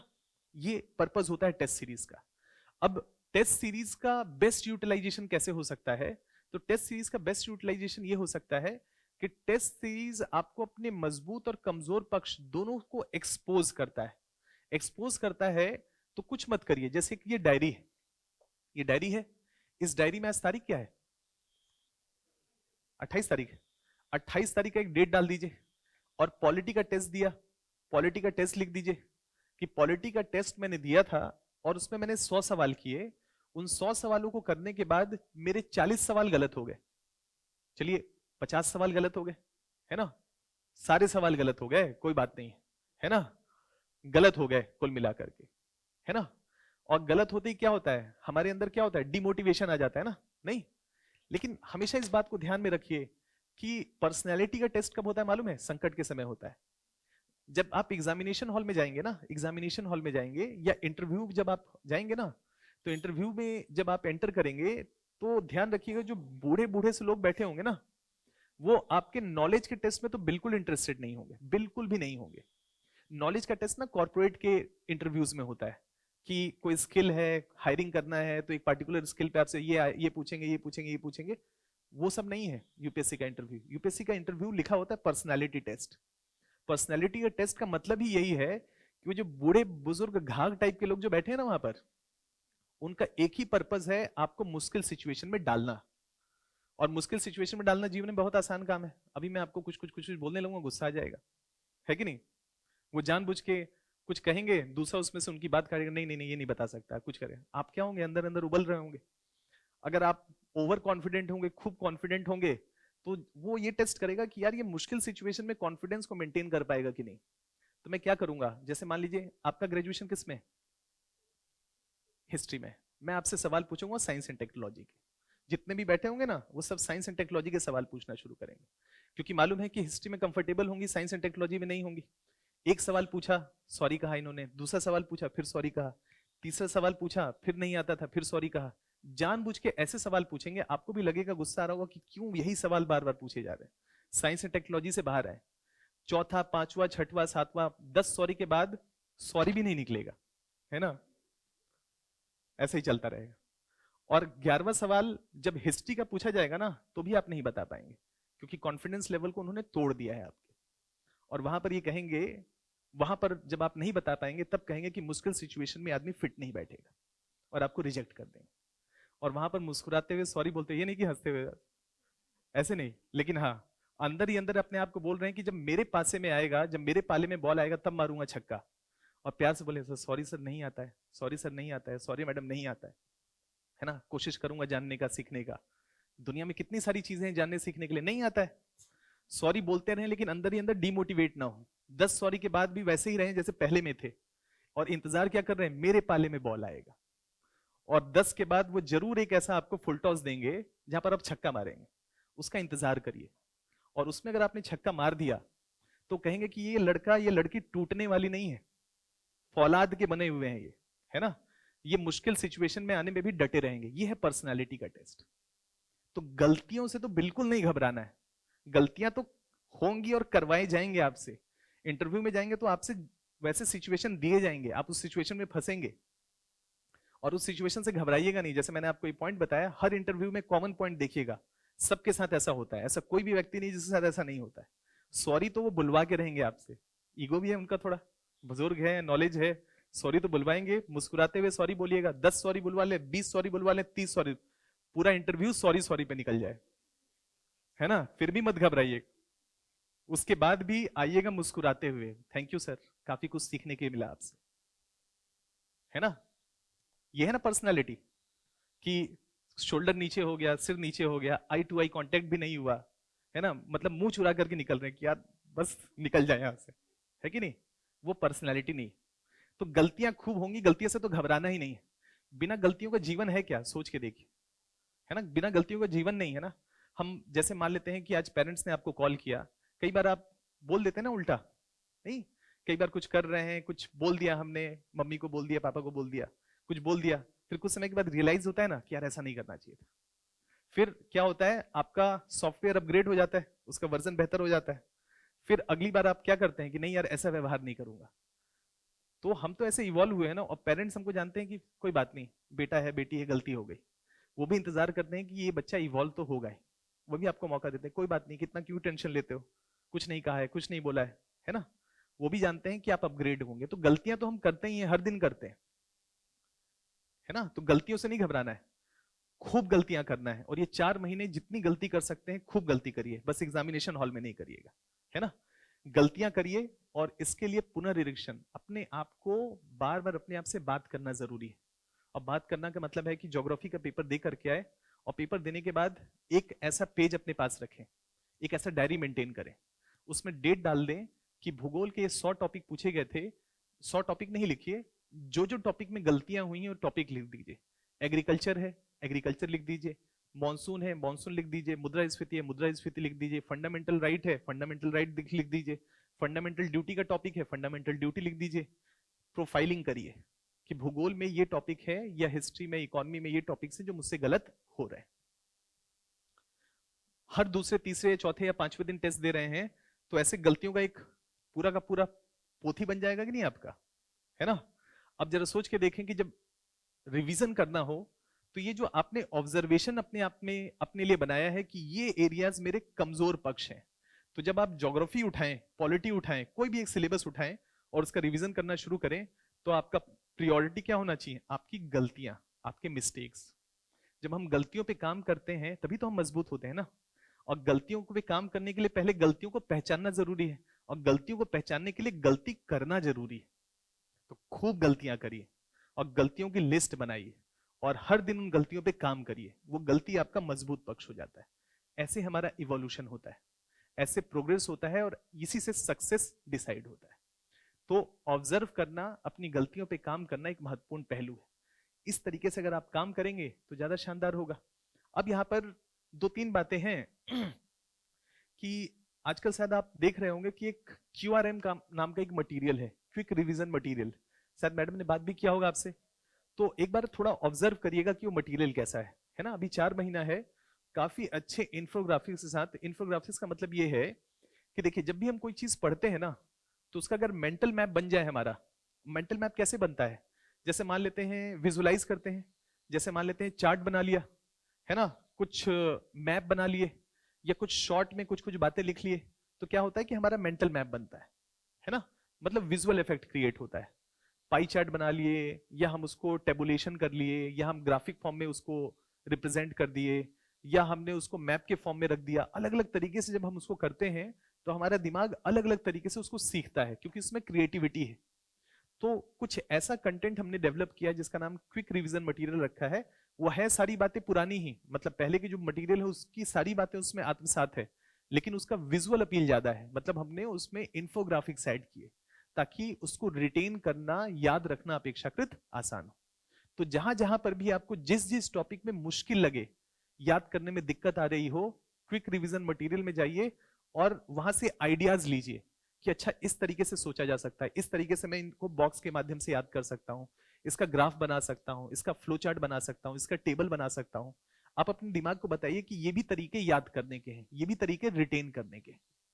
उन आइडियाज को पकड़िए और उन आइडियाज को इस्तेमाल करिए। क्लियर है? तो कुल मिलाकर के जो मेरा पर्पस था इसमें, सामान्य अध्ययन की तैयारी कैसे करें, तो एक जो कुल मिला के बात आपसे था कि PYQ को समझना है ना, महत्वपूर्ण विषय को, यानी कि परीक्षा के पैटर्न को और महत्वपूर्ण विषय को समझना, और साथ ही साथ अपने कमजोर कड़ी को समझना कि मेरा कौन कौन सा एरिया है, उसके लिए प्रोफाइलिंग करिए। आप हर लोग जो भी गलती करें उसका एक पन्ना बनाएं, और एग्जामिनेशन से पहले उस पन्ने को फेंकिए नहीं। एग्जामिनेशन से पहले उन सारे पन्नों को समय समय पे देखते रहिए, और जब भी जिस भी टॉपिक का रिवीजन करें उसको उठा करके अपने गलतियों को आइडेंटिफाई करके आपका पहला वरीयता क्रम में जो रिवीजन होना चाहिए उस पर्टिकुलर सब्जेक्ट का, वो गलतियों के टॉपिक होने चाहिए। और उसके बाद फिर बाकी जो भी टॉपिक्स हैं उसका रिवीजन आप उस सिलसिलेवार तरीके से करते चले जाए। क्लियर है? ये तरीका कहीं ना कहीं आपको मदद करेगा। एक लक्ष्य का प्रोग्राम है, मैडम ने बताया इसके बारे में थोड़ा बहुत। ये भी एक, मतलब कहते हैं ना C2D plan, cooperate to dominate, है ना। C2D प्लान का मतलब है कॉपरेट करना, सहयोग करना, ताकि हम बेहतर कर पाए। तो मान लेते हैं कि डिसिप्लिन नहीं आ रहा है, सपोज करते हैं, या मान लेते हैं कि टाइम बाउंड मैनर में कोई काम नहीं कर रहे हैं, तो जैसे लक्ष्य का प्रोग्राम है, इसमें जितना भी सिलेबस है उसको डिफाइन किया गया है। जैसे मान लेते हैं कि यहाँ सेशन है, तो सेशन के टारगेट्स फिक्स किए गए कि इतना टॉपिक पढ़ना है। अब इतना टॉपिक पढ़ने के बाद मान लेते हैं कुछ डाउट रह जाए, सपोज करें, तो कई बार हमको लगता है किससे पूछे, किससे पूछे, किससे नहीं पूछे। तो एक इस लक्ष्य के प्रोग्राम के माध्यम से आपको एक मेंटर डिसाइड कर दिया गया। आप इतना टॉपिक पढ़िए, जहां जहां दिक्कत जिस भी प्रकार का आ रहा है बताइए कि यार मुझे ये प्रॉब्लम आ रहा है, कैसे करूं कैसे नहीं करूं, आपको गाइड करेंगे। तो इसका मतलब है कि तत्वरित रूप से जो प्रॉब्लम आप स्वयं नहीं सॉल्व कर पा रहे हैं, इस प्रोग्राम के माध्यम से मतलब जुड़ करके, द पॉइंट इज आपको तो ये प्रोग्राम मिला ही होगा अधिकतर लोगों को ये, तो उसके माध्यम से अपने प्रॉब्लम को बंडल मत बनने दीजिए, उस बंडल गठरी को खोलना जरूरी है। तो लक्ष्य का प्रोग्राम उस गठरी को खोलने का प्रयास है कि शायद एज ए टीचर मैं आप सबसे बात कर रहा हूं, क्लास में हो सकता है 100 150 200 लोग बैठे हो सकता है मैं सबको इंडिविजुअल अटेंशन नहीं दे पाया। मैं कोशिश यही करता हूं कि मैं आपको पढ़ पाऊं, आपका जो फेशियल एक्सप्रेशन है उसको देख पाऊं, समझ पाऊं, रीड कर पाऊं कि समझ में आ रहा है कि नहीं आ रहा है। लेकिन फिर भी हम ये मान के चलते हैं कि कुछ कमियां तो हो सकती हैं, शायद सभी बच्चों को मैं साथ में नहीं ले पाया, हो सकता है कुछ टॉपिक में कुछ बच्चे रह गए तो उनका वो बोझ कैसे हल्का हो, उस बोझ को हल्का करने का एक इंडिविजुअल अटेंशन दिया जाए। इंडिविजुअल अटेंशन का मतलब है कि बच्चे डायरेक्टली सवाल पूछ सके, उनके सवालों का आंसर किया जाए ताकि उनका डाउट क्लियर हो सके, है ना। तो ये भी एक अच्छा अप्रोच है, जहां जहां भी प्रॉब्लम लगे, ये नहीं कह रहा हूं कि सब में, लेकिन जहां जहां जैसे यहाँ पर डेट और टाइम लिखा हुआ है, तो डेट और टाइम यहाँ पर इसको अपने पास रख लें और देखें कि किस किस टॉपिक में जैसे क्वेश्चंस करना बैठेंगे तो आपको पता चल जाएगा कि ये एरिया कमजोर है, लगे कि ये एरिया कमजोर है और कुछ समझ में नहीं आ रहा हो कि क्या करना है, तो एक बैठ करके 1-to-1 सेशन इनके साथ बैठ करके डिस्कशन कर लिए। डिस्कशन करके क्या होगा, रास्ता खुलता है। वार्ता करने से, चर्चा करने से, डिबेट डिस्कशन करने से क्या होता है, नए रास्ते बनते हैं। तो ये वो रास्ता है। हो सकता है कि टीचर का इंटरवेंशन बेहतर नहीं हो पाया तो फिर भी हमारे पास स्कोप रहना चाहिए कि आपकी गठरी को, उस बोझ को हल्का किया जाए। तो वह है लक्ष्य का प्रोग्राम। तो थोड़ा सा इस पे देखिएगा, इस पे काम करिएगा। देखिए भूगोल के बारे में बात करूं तो भूगोल तो हम लोगों ने पढ़ा है, आप लोगों के काफी सारे मतलब चेहरे मुझे नजर आ रहे हैं जिसमें हम लोगों ने भूगोल कवर किया है। अब भूगोल पे मैं क्या ज्यादा चर्चा करूं, भूगोल का तो एंड टू एंड सिलेबस आपके साथ डिस्कस किया है। करना क्या है, सिलेबस को अच्छे से समझिए, खूब क्वेश्चंस की प्रैक्टिस करिए और खूब क्वेश्चंस की प्रैक्टिस करके उन कॉन्सेप्ट की टेस्टिंग करिए, करंट के साथ जोड़ करके उसको देखते रहिए। ऐसा नहीं है कि मैंने जो क्लास में पढ़ा दिया उसके बाद बहुत सारे नए डेवलपमेंट्स भी हो रहे हैं। नए डेवलपमेंट्स हैं तो अपने आप को लगातार अपडेट करते रहिए, अपडेट करके उसके साथ जोड़ते रहिए और प्रभावी रूप से जो है इस पे काम करिए। मैंने पहले भी कहा है, बार बार कह रहा हूं, ज्योग्राफी और इन्वायरमेंट दो ऐसे टॉपिक हैं जो आपको इस एग्जामिनेशन में सफल दिलाने या सफलता पाने में एक महत्वपूर्ण रोल प्ले करेंगे। ज्योग्राफी के 10 से 15 सवाल आते हैं हर साल, है ना, रेंज अलग अलग हो सकता है, लेकिन पॉलिटी का एवरेज पिछले 5 सालों का, पॉलिटी बोल रहे हैं, इन्वायरमेंट का जो वजन है पिछले 5 सालों का वो औसत है 20 प्रश्न का। अगर मैं पिछले 5 सालों की बात करूं, 19 से लेकर के 23 के बीच में, तो कभी 22, कभी 18, कभी 21, कभी 19, कभी 17, सबको जोड़ दूं तो 100 सवाल होते हैं पिछले 5 सालों में। तो इसका मतलब है कि लगभग औसतन हर साल यूपीएससी पर्यावरण से 20 सवाल पूछ रहा है। जिस साल पर्यावरण के सवालों की संख्या कम हुई उस साल ज्योग्राफी के सवालों की संख्या ज्यादा हुई। जिस साल पर्यावरण के सवालों की संख्या बढ़ी उस साल ज्योग्राफी के सवालों की संख्या कम हुई। लेकिन कुल मिलाकर के जब हम इन 5 और अगर पीछे के 10 सालों का भी एनालिसिस करते हैं तो एक बात बहुत ही क्लियर है कि 30 सवाल भूगोल प्लस पर्यावरण को यूपीएससी हर साल दे रहा है। तो 30 या 33% वजन केवल और केवल 2 सब्जेक्ट को है, ज्योग्राफी प्लस एनवायरमेंट। तो जरा सोच करके देखें कि हर तीसरा सवाल उस एग्जामिनेशन हॉल में या तो ज्योग्राफी का होगा या तो एनवायरमेंट का होगा, हर तीसरा सवाल। और बाकी के 2 सवाल पॉलिटी के होंगे, हिस्ट्री के होंगे, है ना, या बाकी के जो 3 सब्जेक्ट हैं उससे होंगे। तो इसका मतलब है कि अपेक्षाकृत अगर इस एग्जामिनेशन में कट ऑफ क्लियर करना है तो बिना ज्योग्राफी और पर्यावरण को मजबूत बनाए, मतलब उसको जब तक हम स्ट्रांग नहीं बना पाएंगे तब तक कट ऑफ क्लियर कर पाना मुश्किल काम है। ये मैं आपको ये नहीं कह रहा हूं कि ज्योग्राफी और एनवायरमेंट आपको करना है, मैं आपको ये बता रहा हूं जो फैक्ट है, जो तथ्य है, और इस तथ्य को नकार नहीं सकते, है ना। आप ये उम्मीद से जाएंगे नहीं नहीं अगले साल कम पूछेगा, है ना, अब पूछ लिया इससे ज्यादा, इससे भी ज्यादा, तो है ना, नहीं तो और दिक्कत वाली बात होगी। तो कहने का मतलब ये है कि अगर लगता है कि भूगोल कमजोर है तो आज से मेहनत करिए, पर्यावरण कमजोर है तो आज से मेहनत करिए। 4 महीना बहुत होता है भूगोल और पर्यावरण के लिए, मतलब बड़े आराम से आप उसको सेल कर जाएंगे। घबराइएगा बिल्कुल भी नहीं, खूब मेहनत करने की जरूरत है। हमारा जो एनवायरमेंट का मटेरियल बना है ना विजन आईएएस का, वो बहुत अच्छा मटेरियल है। विजन आईएएस का जो बुकलेट है ना एनवायरमेंट का, वो बहुत अच्छा है, उसको अच्छे से पढ़िए और अभी उसमें जो नया अपग्रेडेशन हुआ है उसमें क्या है कि प्रीवियस ईयर क्वेश्चन भी वहीं पर इंक्लूड कर दिए गए। जैसे हर टॉपिक को पढ़ेंगे ना तो पीछे क्वेश्चंस भी हैं कि उस टॉपिक से पिछले 8-10 सालों में कितने सवाल पूछे गए, वो सवाल भी वहां पर है। तो इसका मतलब है कि वो खोजने की जरूरत भी नहीं पड़ेगी। टॉपिक पढ़िए, क्वेश्चन देखिए, टॉपिक पढ़िए, क्वेश्चन देखिए, टॉपिक पढ़िए, क्वेश्चन करिए। इतना करते करते आप लास्ट तक जाइए, पूरा सिलेबस कवर करिए, और बस उसके साथ करंट जोड़ लेना है। पीटी 365, मंथली मैगजीन, अलग अलग स्रोत हैं, चर्चा करता हूं अभी उसके लिए। लेकिन कहने का ये मतलब है कि मैं ज्योग्राफी एनवायरमेंट पे ज्यादा चर्चा नहीं कर रहा हूँ। सिलेबस की क्लैरिटी होनी चाहिए, है ना, करंट के साथ उसको जोड़ना हमारे लिए जरूरी है। कॉन्सेप्ट बहुत ही शानदार तरीके से क्लियर होने चाहिए। क्लियर है? अगर कॉन्सेप्ट क्लियर नहीं होंगे तो दिक्कत होगा। एनवायरमेंट में बहुत सारे सवाल सूचना आधारित हैं, लेकिन बहुत सारे सवाल कॉन्सेप्ट आधारित है। और जैसे मैं आपके सामने कुछ बात रखता हूं ताकि आप इस बात को समझ पाए, है ना, ज्यादा उदाहरण नहीं चर्चा करेंगे, उसके लिए तो क्लास है ना, पहले भी चर्चा बहुत इन्वायरमेंट और ज्योग्राफी पे की है। बस आपको एक ब्रिज बनाने की बात कहते हैं कि पर्यावरण और ज्योग्राफी के बीच में एक ब्रिज होना चाहिए, एक सेतु होना चाहिए। जैसे दुनिया के 11 जलवायु प्रदेश हम करते हैं, विषुवत रेखा से लेकर के ध्रुवीय क्षेत्रों तक, है ना, नाम याद है ना 11 जलवायु प्रदेश। उन 11 जलवायु प्रदेशों को जब हम चर्चा करते हैं तो यही दुनिया के बायोम कहलाएंगे पर्यावरण में। बायोम का मतलब है कि वहां की वनस्पति वहां की जलवायु से ही तो निर्धारित होगी, वहां के जीव जंतु वहां की जलवायु से ही तो निर्धारित होंगे। तो पर्यावरण में क्या करेंगे? बायोम। बायोम का मतलब है कि वहां पर जीव जंतु पेड़ पौधे कैसे हैं, तो जलवायु से मुक्त हो सकते हैं क्या? तो 11 प्रकार के जलवायु प्रदेशों में विविध प्रकार के पेड़ पौधे होंगे, मतलब वनस्पति होगा, और विविध प्रकार के जीव जंतु होंगे, है कि नहीं? वो उनका एडेप्टेशन होगा उस जलवायु के साथ। तो यही टॉपिक बायोम का कॉन्सेप्ट बनता है, यही आधार बनता है जैव विविधता का, बायोडाइवर्सिटी का, है कि नहीं? जो दुनिया के विविध प्रकार के जलवायु प्रदेश हैं, कहीं पर सूखा पड़ रहा है, कहीं पर बारिश हो रही है, कहीं पर ठंड पड़ रहा है, कहीं पर खूब गर्मी ही पड़ रही है, कहीं पर बारिश भी हो रही है, गर्मी भी पड़ रही है। तो ये दुनिया के अलग अलग जलवायु जो क्षेत्र है, यहाँ पर जीव जंतु का एडेप्टेशन अलग अलग हो जाएगा कि नहीं? अलग अलग प्रकार का एडेप्टेशन होगा, अलग अलग प्रकार से वो जी रहे होंगे। और इन्हीं में से कुछ लोग इंडेंजर्ड हो जाएंगे, कुछ लोग क्रिटिकली इंडेंजर्ड होंगे, कुछ थ्रेटेंड हो जाएंगे, कुछ नियरली थ्रेटेंड, कुछ एक्सटिंक्ट हो जाएंगे। यूपीएससी सवाल पूछेगा इस पे। और हर साल क्लाइमेट चेंज या जलवायु परिवर्तन के कारण तेज गति से तापमान में, आर्द्रता में, शुष्कता में परिवर्तन हो रहा है। परिवर्तन हो रहा है तो बहुत सारे जीव जंतु अपने टेम्परेचर को रेगुलेट नहीं कर पाते। जैसे हम अपने बॉडी के टेम्परेचर को रेगुलेट करने की क्षमता रखते हैं। हमारा बॉडी का औसत तापमान क्या है? 37 डिग्री सेल्सियस।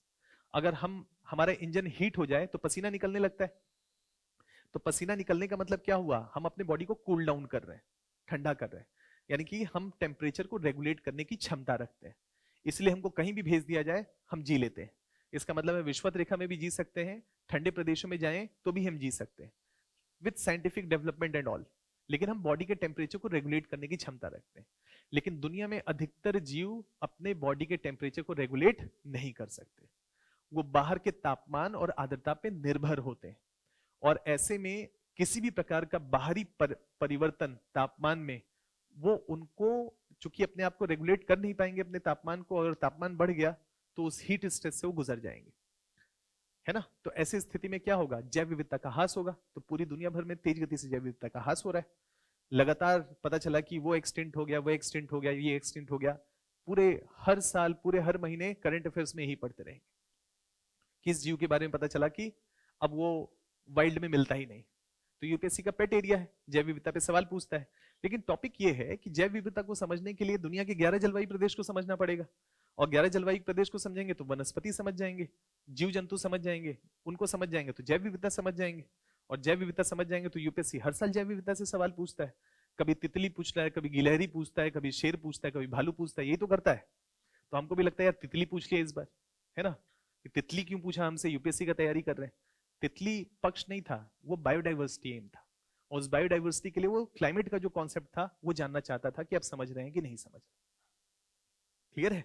तो कहने का मतलब ये है कि जो एनवायरमेंट का टॉपिक है वो ज्योग्राफी से जुड़ा हुआ है। पर्यावरण आप बेहतरीन तभी कर पाएंगे जब भूगोल का टॉपिक शानदार होगा। जैसे मान लेते हैं कि भारत में ही जैव विविधता पूछे, नेशनल पार्क पे पूछता ही ये सवाल, है ना? नेशनल पार्क या वाइल्ड लाइफ सेंचुरी, इन पे तो हर साल यूपीएससी सवाल पूछता ही है। अब मान लेते हैं कि national park wild life sanctuary है, वहां कौन सा जीव जंतु है, वो तो निर्भर इस पर पे करेगा ना कि वो किस जलवायु क्षेत्र में है। अगर आपने मॉनसून का कॉन्सेप्ट अच्छे से पढ़ा है तो आपको भारत में कहां वर्षा ज्यादा होती है, कहां वर्षा कम होती है, कहां शुष्क प्रदेश है, कहां अर्ध शुष्क प्रदेश है, मालूम है कि नहीं है? तो अगर आपको मालूम है कि भारत के अलग अलग जगहों पे वर्षा की मात्रा कहाँ कम है, कहाँ ज्यादा है, कहाँ पर्वत है, कहाँ पठार है, कहाँ मैदान है, और अगर आपको मालूम है कि यार ये वाला नेशनल पार्क वहां पर है और वहां वर्षा ज्यादा होती है, वहां ठंड पड़ता है, तो बड़े आराम से प्रेडिक्ट कर सकते हैं कि नहीं कि कौन सा जीव जंतु वहां पर होगा या नहीं होगा, है कि नहीं। गैंडा, उसको बोलो राजस्थान में रह करके दिखा दे, नहीं रह पाएगा, इतना भारी है, इतना हैवी है कि आधे टाइम पे तो पानी में रहना है उसको, अपने बॉडी के वजन को फील नहीं करना है ना उसको, नहीं तो उसके घुटने खराब हो जाने, नहीं इतना हैवी है, तो कहाँ रहेगा, दलदली क्षेत्र में रहेगा ना, जहां पर थोड़ा थका तो जाकर के लेट गया, वहां पर ठंडा भी लग रहा है, मतलब ठंडक भी मिल रही है, और साथ ही साथ अपने बॉडी के वजन को महसूस भी नहीं कर रहा है। इतना बड़ा है ना, कितना खाता होगा, नहीं तो वैसा क्षेत्र चाहिए ना जहां पर मतलब जहां पर अपेक्षाकृत प्रोडक्टिविटी, उत्पादकता अपेक्षाकृत ज्यादा। ऊंट तो नहीं बन सकता है कि 15 दिन में एक बार खा रहा है, हर दिन खाता होगा, और हर दिन खाता होगा तो वैसा क्षेत्र जहां जहां जैव विविधता या बायोमास का प्रोडक्ट अपेक्षाकृत ज्यादा हो।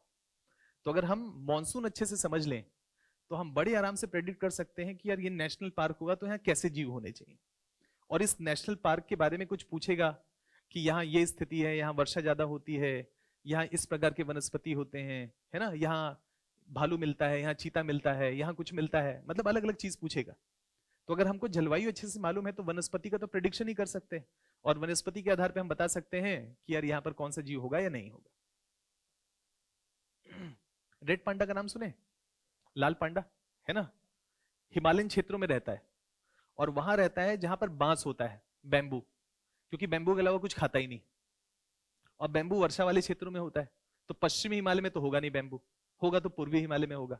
तो यूपीएससी कहेगा कि रेड पांडा पश्चिमी हिमालय में पाया जाता है, इमीडिएटली गलत कर दीजिए, क्यों, क्योंकि बांस खाता है, उसका व्यवहार हमको मालूम है। और बांस कहाँ होता है, वर्षा वाले क्षेत्र में होता है, राजस्थान में थोड़ी ना होगा, आसाम में होगा, नॉर्थ ईस्ट में होगा, नहीं। तो अगर हमको थोड़ा सा भी ज्योग्राफी का कॉन्सेप्ट मालूम है और थोड़ा उसका व्यवहार जानते हैं तो बता देंगे कि यार ये तो आनंद ले रहा है यूपीएससी। लाल पांडा वो कह रहा है कि लद्दाख में मिलेगा, लद्दाख में नहीं मिलेगा, पूर्वी हिमालय में मिलेगा। मतलब कहने का मतलब ये है, द पॉइंट इज कि बड़े आराम से आप अगर एक सेतु बना लें, ब्रिज बना लें, तो ये जो 20-22 सवाल पूछ रहा है ना, ये बहुत आसान हो जाएगा। ज्यादा से ज्यादा क्या करता है, अंतरराष्ट्रीय संगठनों पे सवाल पूछता है ना, कंजर्वेशन को लेकर के जो एफर्ट चल रहे हैं उस पे सवाल पूछता है, क्लाइमेट चेंज को लेकर के जो कार्य चल रहे हैं उस पे सवाल पूछता है। नहीं पूछना चाहिए, बिल्कुल पूछना चाहिए। दुनिया का वैश्विक संकट सबसे बड़ा आज का क्या है, क्लाइमेट चेंज। तो क्लाइमेट चेंज अगर एक बड़ा टॉपिक है और एक वैश्विक संकट है तो बिल्कुल पूछना चाहिए, खूब पूछना चाहिए, और हमको पूरी तैयारी के साथ जाना चाहिए। क्या करना है, COP 26, COP 27, COP 28, 3 साल तैयार कर लेंगे। और तैयार क्या करना है, COP 28, है ना, कि क्या हुआ, जो भी इंपॉर्टेंट डेवलपमेंट्स हुए उसको अच्छे से तैयार कर लें और देखें कि क्या क्या इंपॉर्टेंट एजेंडाज हैं, हो गया काम खत्म। आसान है, कोई मुश्किल काम थोड़ी ना है, लेकिन करंट के साथ जुड़ना पड़ेगा, फंडामेंटल कॉन्सेप्ट्स अच्छे करने पड़ेंगे, यानी कि ज्योग्राफी के साथ जोड़ करके देखना पड़ेगा, यही तो करना है। और सोच के देखिए इस पूरी प्रक्रिया में कितना कुछ लर्न कर रहे हैं कि नहीं, है ना, कितना एंटिसिपेट कर रहे हैं, कितनी सारी चीजों को समझने की कोशिश कर रहे हैं, है ना। सोच के देखिए कि इससे अच्छा एग्जामिनेशन कौन है जहां पर आप जीव जंतुओं के बारे में भी पढ़ रहे हैं, है ना, उनका व्यवहार पढ़ रहे हैं, जगता कब है, सोता कब है ना।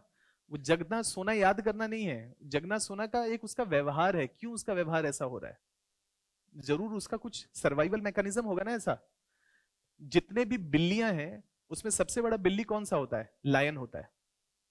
सबसे बड़ा बिल्लियों के समूह में जो सबसे बड़ा बिल्ली है वो लायन है, सबसे आलसी वही है, 20 घंटे सोता है, 4 घंटे शिकार करता है सिर्फ, और 4 घंटे शिकार भी करता होगा तो लगता है क्या तेज दौड़ता होगा, नहीं तेज नहीं दौड़ता होगा, तो छुप करके शिकार करता होगा। और छुप करके शिकार करने का सबसे अच्छा तरीका क्या है, रात को शिकार करना, दिन में तो कोई भी देख लेगा उसको, बंदर ही वाऊ वाऊ करने लगेंगे, नहीं जहां शेर निकलेगा वहां बंदर चिल्लाना शुरू कर देंगे, और ऐसी आलसी है कहां पकड़ पाएगा किसी को। तो कब, जब बंदर सो जाएगा तब निकलेगा, जब सारे जंगल में जानवर सो रहे होंगे तब आराम से निकलेगा, शिकार करके अपना खाएगा पिएगा, एक आध हफ्ते तक फिर शांत रहेगा। नहीं मतलब पॉइंट ये है, कहने का ये मतलब है मेरा कि जब हम व्यवहार को पढ़ें तो व्यवहार को थोड़ा सा कहानी बना लें कि यार ऐसा क्यों करता है, तो उसके करने के पीछे के थोड़ा सा तर्क को समझ लेंगे तो याद नहीं करना पड़ेगा, समझ बढ़ जाएगी, है ना। तो ज्योग्राफी प्लस एनवायरमेंट ये सबसे शानदार टॉपिक है। 30 सवाल और इंतजार करिए कि यार ये मेरा ना सबसे स्ट्रॉन्ग एरिया होना चाहिए, है ना, सबसे स्ट्रॉन्ग एरिया होना चाहिए का मतलब है कि हर तीसरा सवाल मुझे भूगोल या पर्यावरण का मिलने वाला है।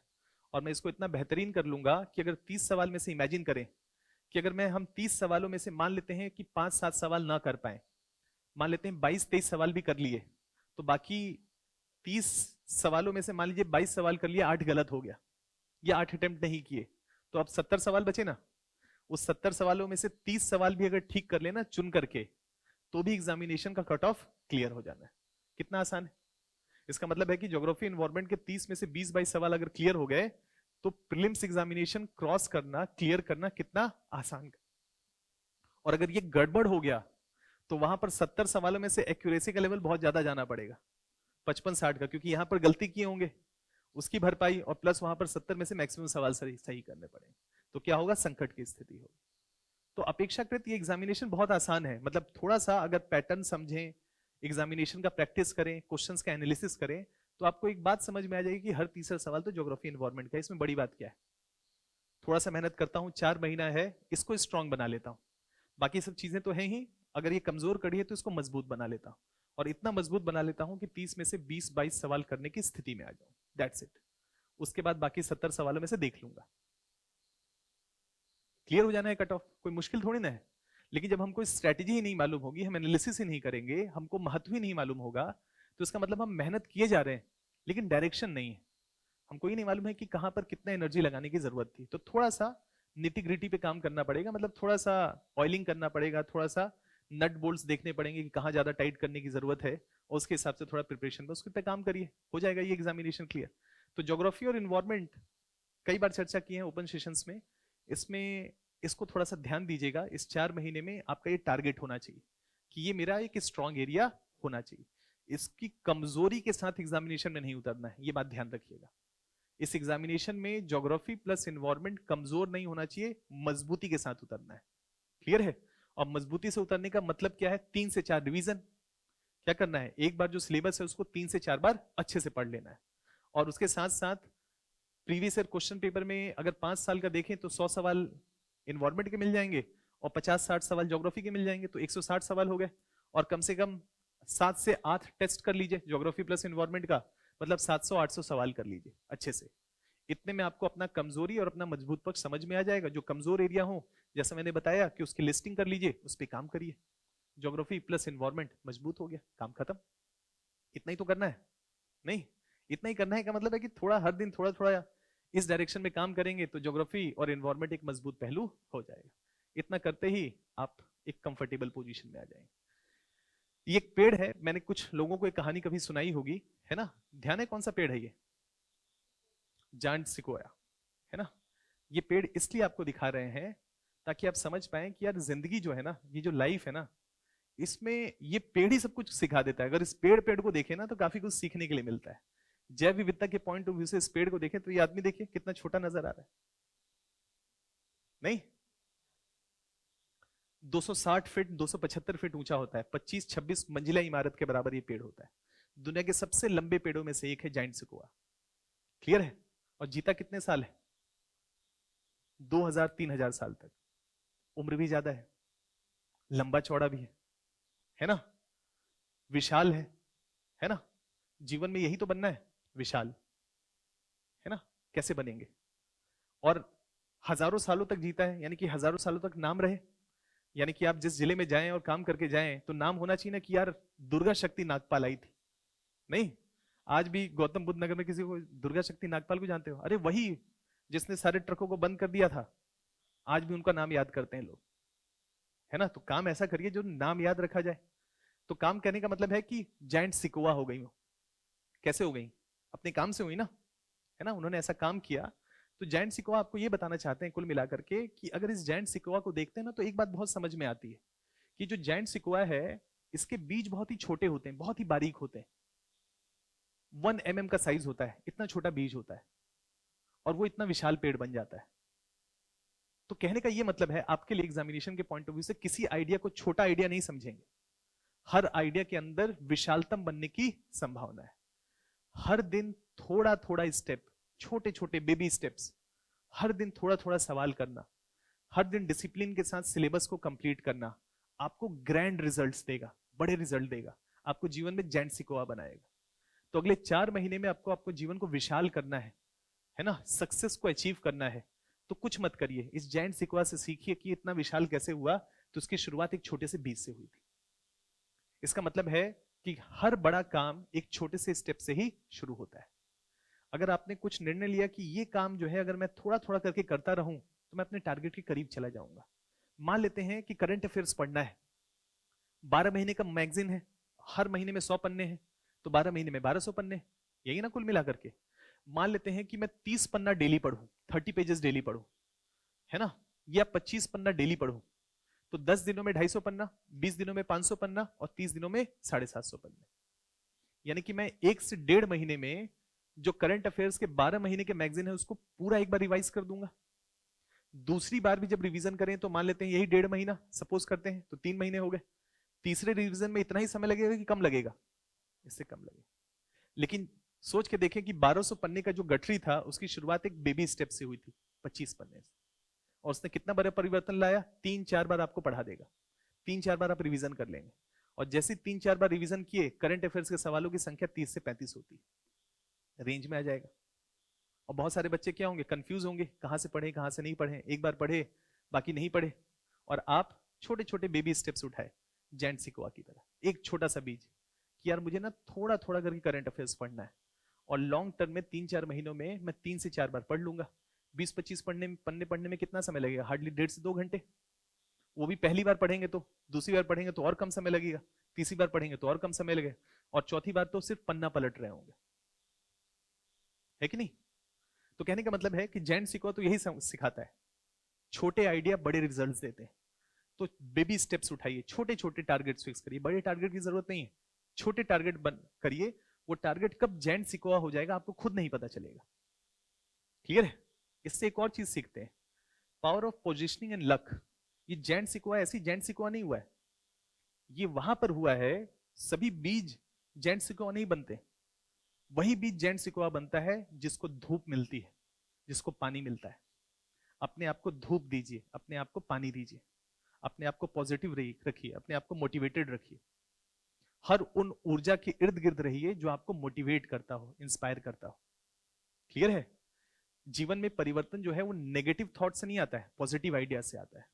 और जायंट सिकोआ यही बताता है कि यही बीज किसी छाया में रख दीजिए तो जायंट सिकोआ का अंकुरण नहीं हो सकता है उसका। अगर मैं एग्जामिनेशन के पॉइंट ऑफ व्यू से बात करें तो आप सही पोजीशन पे हैं विजन आईएएस के पॉइंट ऑफ व्यू से। आपके साथ न्याय कर रहा है, हर तरह से कोशिश कर रहा है कि आप इस एग्जामिनेशन में सफल हो। जो भी टेस्ट सीरीज, मिनी टेस्ट, अलग अलग टेस्ट आपके लिए बनाए गए हैं उसका बेहतरीन तरीके से इस्तेमाल करिए। पोजिशनिंग, कि आप सही पोजीशन पे हैं, उसका यूटिलाइजेशन करिए। धूप आपकी तरफ आ रहा है, पानी आपकी तरफ आ रहा है, उसको सींचने दीजिए, वो होने दीजिए, अपने साथ उस प्रक्रिया का हिस्सा बनिए, अपने आप बेहतर होता चला जाएगा। बस उस प्रोसेस के साथ जुड़े रखिए। जायंट सिकोआ कुछ नहीं करता है, एक ऐसी जगह पे पहुंच जाता है बीज जहां धूप मिल रहा है, जहां आर्द्रता मिल रही, खुद बन जाता है जायंट सिकोआ। यानी कि आप पॉजिटिव एनर्जी, ऐसे ऊर्जा के साथ, या ऐसे लोकेशन पे आप हैं, या ऐसे संस्थान के साथ जुड़े हुए हैं जो विभिन्न तरीके से आपको हर संभव मदद कर रहा है, आप उसका बेस्ट यूटिलाइजेशन करिए। आपको खुद नहीं पता चलेगा कि कब आप जायंट सिकोआ हो गए। क्लियर है? तीसरा एक और चीज इससे सीखने के लिए मिलता है, growing bigger and taller with age. जैसे जैसे उम्र बढ़ती है, 3000 साल जीता है, जैसे जैसे उम्र बढ़ती है बड़ा होता चला जाता है। ऐसे ही हर दिन थोड़ा थोड़ा मेहनत करके आपको खुद नहीं पता चलेगा कि आप कब रैंक होल्डर बन जाएंगे। जायंट सिकोआ को क्या मालूम है कि 3000 साल तक जिएगा? ये हर साल हर दिन अपने आप को मजबूत बनाता चला जाता है, हर दिन लगातार उस धूप के साथ, आर्द्रता के साथ जुड़ा रहता है, और आने वाले 2500-3000 साल तक जीता रहता है। मजबूत मजबूत और मजबूत होता चला जाता है, उम्र के साथ कमजोर नहीं होता है। तो ऐसे ही अपने आप को सोचें, हर दिन थोड़ा थोड़ा मेहनत करें, अपने आप को सींचिए, कब आप विशाल हो जाएंगे आपको खुद नहीं पता चलेगा, है ना? उस आइडिया के साथ जुड़े रहिए, जायंट सिकोआ बनिए। चौथा, स्ट्रेंथ थ्रू कम्युनिटी। ये इसलिए मजबूत होता है, ये 260 फीट ऊंचा होता है, लेकिन इसकी जड़ें 6 से 10 फीट ही होती हैं। 6 से 10 फीट का मतलब है कि 5, 7, 5, 8, थोड़ा इतना मान लीजिए, बस इतना ही जड़ होता है इसका। इतना जड़ 26 मंजिल की इमारत को रोके रखता है। कैसे रोके रखता है? क्योंकि जायंट सिकोआ अकेला नहीं होता है, ग्रुप में होता है, और नीचे नीचे सब जड़ें, सब पेड़ों की जड़ें एक दूसरे को पकड़े रहती हैं, और उस पूरी प्रक्रिया में जड़ें गहरी नहीं होती हैं, जड़ें कम गहरी होती हैं, उसके बाद भी ये विशाल पेड़ बन जाता है, और कितना भी तूफान आ जाए गिरता नहीं है। क्यों? क्योंकि नीचे जो भी पेड़ हैं सबकी जड़ें एक दूसरे को पकड़ी होती हैं। इसका मतलब है ग्रुप में काम करिए, या जो भी आपके नियर एंड डियर वंस हैं उनको रेस्पेक्ट दीजिए, उनको सम्मान दीजिए, है ना, उनके साथ पॉजिटिव रहिए, वो आपको इंस्पायर करेंगे, मोटिवेट करेंगे, आपको सींचते रहेंगे। ये बड़ा जरूरी पक्ष है। हर दिन जब आप सो के उठें तो लगना चाहिए कि यार आज मेहनत करना है ना। कई बार क्या होता है, किसी से फोन पे बात कर लेते हैं, है ना, अलग अलग मोटिवेशन हो सकता है ना, हो सकता है अलग अलग मोटिवेशन, लेकिन वो कहीं ना कहीं आपको इंस्पायर करेगा ना। पेरेंट्स हो सकते हैं, अलग अलग लोग हो सकते हैं, आपके लाइफ में जो भी इंपॉर्टेंट है वो आपको सींचते हैं, आपको धरा के साथ जोड़े रखते हैं। वसुधा, वसुधा का मतलब क्या है? जमीन, बॉटम के साथ जोड़े रखते हैं। आप में कभी एंगर नहीं आने देंगे, गुस्सा नहीं आने देंगे, ईगो नहीं आने देंगे, वो आपको सींचते रहेंगे, आप अच्छे एक इंसान के रूप में इवॉल्व होते रहेंगे, और लगातार आपको इंस्पायर करेंगे, मोटिवेट करने के लिए। तो एक अच्छा कम्युनिटी बनाना, एक पॉजिटिव इन्वायरमेंट क्रिएट करना भी बड़ा जरूरी है। जायंट सिकोआ इतना विशाल इसलिए नहीं बना कि इसकी जड़ें बहुत गहरी हैं, इसकी जड़ें कम गहरी हैं लेकिन सब जड़ों से जुड़ी हुई, इसलिए कितना भी तूफान ला दीजिए गिरने वाला नहीं। इसका मतलब है कि संकट के समय, मुश्किल समय में डिमोटिवेटेड है, आपको कोई ना कोई व्यक्ति इंस्पायर करेगा, मोटिवेट करेगा, पुश करेगा कि मेहनत करो, काम करो, है ना, यही आपके हाथ में है। जेंट्स को तो यही समझा रहा है, यही बता ही रहा है कि भाई मैं तो ऐसे ही खड़ा हूं, अकेले तो खड़ा रह नहीं सकता था, जुड़ करके खड़ा हूं, और जुड़ करके आने वाले 3000 साल तक खड़ा रहूंगा, और दुनिया के सबसे विशालतम पेड़ के रूप में खड़ा रहूंगा, है ना। तो पावर ऑफ कम्युनिटी, या पावर ऑफ जो लोग आपके साथ पॉजिटिव हैं, वो एक बड़ा ही मैजिकल इफेक्ट करते हैं जीवन में, ये भी करना बड़ा जरूरी है। तो 3-4 महीने आपने आसपास वैसी ऊर्जा को रखें जो आपको इंस्पायर करे, मोटिवेट करे, सींचे, पकड़ के रखे, आपको एक डायरेक्शन में पुश करे, है कि नहीं। और एक चीज जो है, वो 5वां लेसन ये है कि ग्रोथ थ्रू फायर्स, आग जलाता है ना। सिकोआ कहता है कि मैं तो चाहता हूं आग लगे, है ना। वो कहता है कि आओ बिजली मेरे ऊपर गिरो, है ना। कहने का ये मतलब है जो ये 4 महीने इसमें अप्स एंड डाउन्स होंगे, कुछ टॉपिक ऐसे होंगे जो मजबूत होंगे, कुछ टॉपिक ऐसे होंगे जो कमजोर होंगे। जो कमजोर होंगे उसमें दिक्कत होगी ना, डिमोटिवेट होंगे, लगेगा कि यार कैसे होगा कैसे नहीं होगा, है ना, थोड़े जल्दी जल्दी में होंगे, गुस्सा भी आ रहा होगा, खींच भी आ रहा होगा, हो सकता है कि बहुत क्वेश्चन करने बैठे, अधिकतर क्वेश्चन गलत हो जाए तो नेगेटिव थॉट्स आ रहे होंगे कि कैसे होगा, कैसे सफल होगा, बहुत सारी बातें आ रही होंगी, तो इसके बारे में सोचिएगा।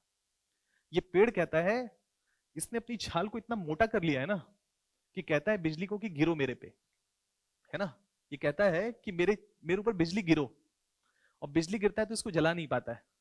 ये करता क्या है कि इसके आसपास जो घास फूस उगते रहते हैं ना, वो न्यूट्रिशन के लिए कंपीट करेंगे ना इसके साथ, तो वो, है ना, तो ये वैसे क्षेत्रों का चुनाव करता है जहां पर बिजली गिरने की प्रबलता अपेक्षाकृत ज्यादा होती है, और वहां पर जब बिजली गिरता है तो नीचे के घास फूस क्या होते हैं, जल के साफ हो जाते हैं। तो न्यूट्रिशन के लिए कंपीट नहीं कर पाएंगे, तो नीचे देखिए कैसे, है ना, पूरा का पूरा खाली है कि नहीं है, घास फूस नहीं उग पाता है, जंगल में आग लगती रहती है, लेकिन इसको आग नहीं लगती, क्यों? अपनी छाल को मोटा कर लिया। तो छाल को मोटा करने का मतलब यह है कि आप अपने आप को इतना मजबूत बनाएं, मेंटली टफ बनाएं, कि अप्स एंड डाउन्स का फर्क नहीं पड़ना चाहिए। ये आपकी यात्रा है, इस यात्रा में पड़ाव हैं, उस पड़ाव में थकान भी है, उस पड़ाव में चिंताएं भी हैं, चुनौतियां भी हैं, अप्स एंड डाउन्स भी हैं, उससे घबराइए नहीं। ये तो हर यात्रा की यही कहानी है, किसी में थोड़ा ज्यादा होता है, किसी में थोड़ा कम होता है, किसी का संघर्ष ज्यादा होता है, किसी का संघर्ष कम होता है, इससे घबराना नहीं है। इस सिक्वाया से सोचिए कि ये तो इंतजार करता है कि संकट आए, है ना, बिजली गिरे, ताकि आसपास क्लियर हो जाए और मैं मजबूती के साथ खड़ा हूं। तो मुश्किल सिचुएशंस आपको टफ बनाती हैं। ये इतना मोटा छाल कैसे हुआ? क्योंकि उसको मालूम है कि बिजली गिरेगा। तो आप अपने आप को टफ बनाइए कि मुश्किल सिचुएशंस आएंगे, अप्स एंड डाउन्स होंगे, मैं उससे प्रभावित होने वाला नहीं हूं, मैं इसकी तरह लगातार ग्रो करता रहूंगा, ग्रो करता रहूंगा, ग्रो करता रहूंगा। मतलब लगातार अपने रास्ते में जो भी बाधाएं आएंगी उससे उबरता रहूंगा। तो अगले 3-4 महीने जो आपके पास हैं, उसमें संकट आए, अप्स एंड डाउन्स आए, उससे प्रभावित नहीं होना है। जैव विविधता का एक टॉपिक है जायंट सिकोआ, एक पेड़ है, यही हमको बहुत कुछ सिखा देता है लाइफ में। ये 4-5 इंपॉर्टेंट लेसन्स हैं, जरा सोच करके देखिए, इन्हीं को साध लें तो जायंट सिकोआ नहीं बन जाएंगे? और जीवन में हर कोई तो जायंट सिकोआ ही बनना चाहता है, विशाल बनना चाहता है। विशाल का मतलब कंट्रीब्यूशन करना चाहता है कि नहीं? अप्स एंड डाउन से प्रभावित नहीं होना चाहते हैं, अपने रास्ते पे फोकस्ड होना चाहते हैं, है ना? कैसे होगा ये सिखाता है, ये तो बता रहा है ना, ये तो जीता जाता है, हमारे पास सबूत है कि कैसे हम ऐसा हो सकते हैं। तो लाइफ में हमको इन 5 बातों को आत्मसात कर लीजिए, एग्जामिनेशन आराम से क्लियर हो जाएगा। हमको तो 100 साल जीना है, इसको तो 3000 साल जीना है कि नहीं? इसका 10% भी इंक्लूड कर लिया तो भी एग्जामिनेशन क्लियर हो जाना है कि नहीं? क्योंकि 100 ही साल तो जीना है हमको, और कौन सा हमको 260 फीट का लंबा होना है? 5.8 ही काफी है कि नहीं? 5 फुट भी काफी है, 5.1 ही, 5.2 ही काफी है, कोई इंपॉर्टेंट है ही नहीं। इंपॉर्टेंट ये है कि हमारे आदर्श क्या है अंदर, हमारे मूल्य क्या है, हमारे वैल्यूज क्या है, वही तो सक्सेस दिलाएंगे ना। तो जायंट सिकोआ अगर विशाल है तो उसके कुछ मूल्य हैं, उसका कुछ फीचर्स है। ये फीचर्स हमको अपने जीवन में आगे बढ़ने के लिए मदद करते हैं। इसको सीखिए, इसको समझिए, इसको आत्मसात करिए, और तो इस एग्जामिनेशन में कुछ है ही नहीं। करंट अफेयर्स के बारे में मैडम ने चर्चा आपके साथ किया है। स्रोत को सीमित रखिएगा, बस एक सुझाव है। जितना भी आप इधर उधर फैले होंगे, ये वो अलग अलग, अब उसको समेटने और सहेजने का समय आ गया है ना? फैलाव बिखराव जो है वो रिवीजन में बाधा उत्पन्न करेगा। जितना भी पढ़े हुए हैं, अब कोई एक चीज पे विश्वास रखिए कि यार 30 सवाल आता है करंट अफेयर्स का, 5 सवाल नहीं आएगा, मान के चलिए, यही तो होगा ना ज्यादा से ज्यादा, कि यार विजन आईएएस का मंथली मैगजीन पढ़ता हूँ, पीटी 65 पढ़ता हूँ, और किसी ने कहा था चाय पीते पीते यार वो सवाल नहीं आया था, तो उससे पूछे कौन सा सवाल आया था, है ना? वो ये नहीं बताएगा, वो बताएगा कौन सा नहीं आया था। तो गिन करके 2 या 3 सवाल बता पाएगा, 4 सवाल बता पाएगा, कि सब सवाल बता देगा? 2-3 सवाल। और सवाल कितने आए थे? 30-35। तो आप 1-2 सवाल देख करके निर्णय लेंगे कि यार सवाल ही नहीं आए थे। 1-2 सवाल की बात नहीं है, 30-35 सवाल की है। 5 सवाल नहीं आए फॉर एग्जाम्पल, 25 तो आएंगे, और 25 आएंगे उसके लिए मुझे 1200 पन्ने पढ़ने हैं, और 1200 पन्ने को 4 बार पढ़ना है, दैट्स इट, है ना? 30 में से 25 सवाल भी आ गए तो हो गया। और हर साल आता है, हर साल 20-25 सवाल विजन आईएएस के पीटी 365 या मंथली मैगजीन से हर साल आता है। देखिएगा, आप एग्जामिनेशन दीजिएगा, ये प्रीवियस ईयर क्वेश्चन पेपर देखिएगा, पीटी 365 सारा मटेरियल बाहर ही है, आपको पता चल जाएगा कि हर साल सवाल आते हैं। बस प्रॉब्लम यह है कि पढ़ते ही नहीं है, जो पढ़ते हैं हो जाता है ना? अब जरा सोच के देखिए कि पीटी 365 का जो मैगजीन अभी आने वाला है, इकोनॉमी में पहला और दूसरा सेक्शन मिला के कम से कम 250 से 300 पन्ने होंगे। सेम सिचुएशन पर्यावरण का होगा, ये 2 सेक्शंस का वेटेज ज्यादा होगा। इसके बाद पॉलिटी भी लगभग 150 से 200 पेजेस का होगा। तो तीनों को मिला ले तो 600-700 पन्ने हो गए। अब फरवरी का महीना आने वाला है, अभी पीटी 365 आएगा, तो 700-800 पन्ने को 4 बार पढ़ना है अगले 3-4 महीनों में। चुनौती है कि नहीं?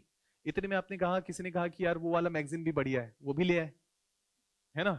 अभी यही समिट नहीं रहा था, उतना में उधर एक हाथ उधर लगा दिए, पता चला कि ना वही हो पाया और नहीं हो पाया।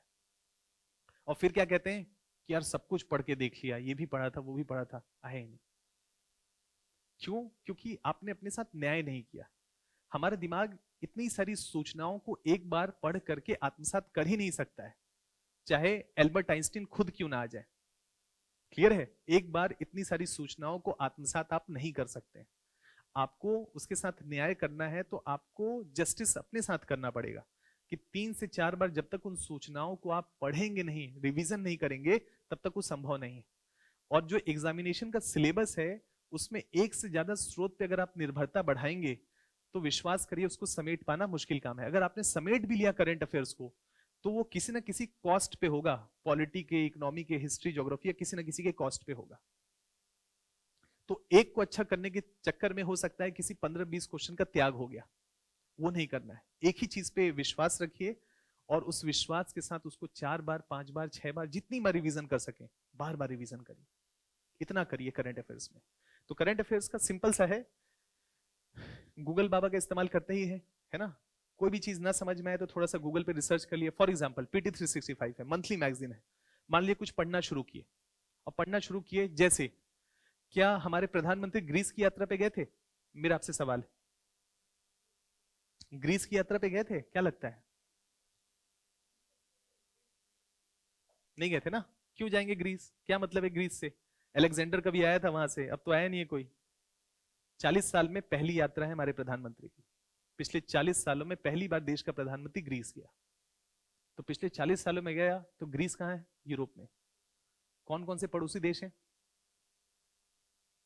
समझ रहे हैं कहने का मतलब ये कि अगर प्रधानमंत्री ने अपने चरण रख दिए वहां पर, है ना, और 40 सालों में पहली बार रखा गया है, तो इसका मतलब है कि भूगोल के छात्र होने के नाते मैपिंग तो होना चाहिए ना उसका, कि यार जरा देखें कि ग्रीस है कहां पर, इसके जरा देखें पड़ोसी देश कौन से हैं, है ना, कोई सागर वागर है कि नहीं, अगर सागर है तो सागर का नाम क्या है।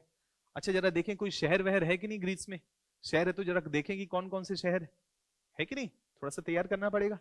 G20 की मीटिंग हुई थी कि नहीं अभी? G20 की मीटिंग में एक India middle east economic corridor की शुरुआत हुई, उसका लास्ट पॉइंट एथेंस जाता है, ग्रीस।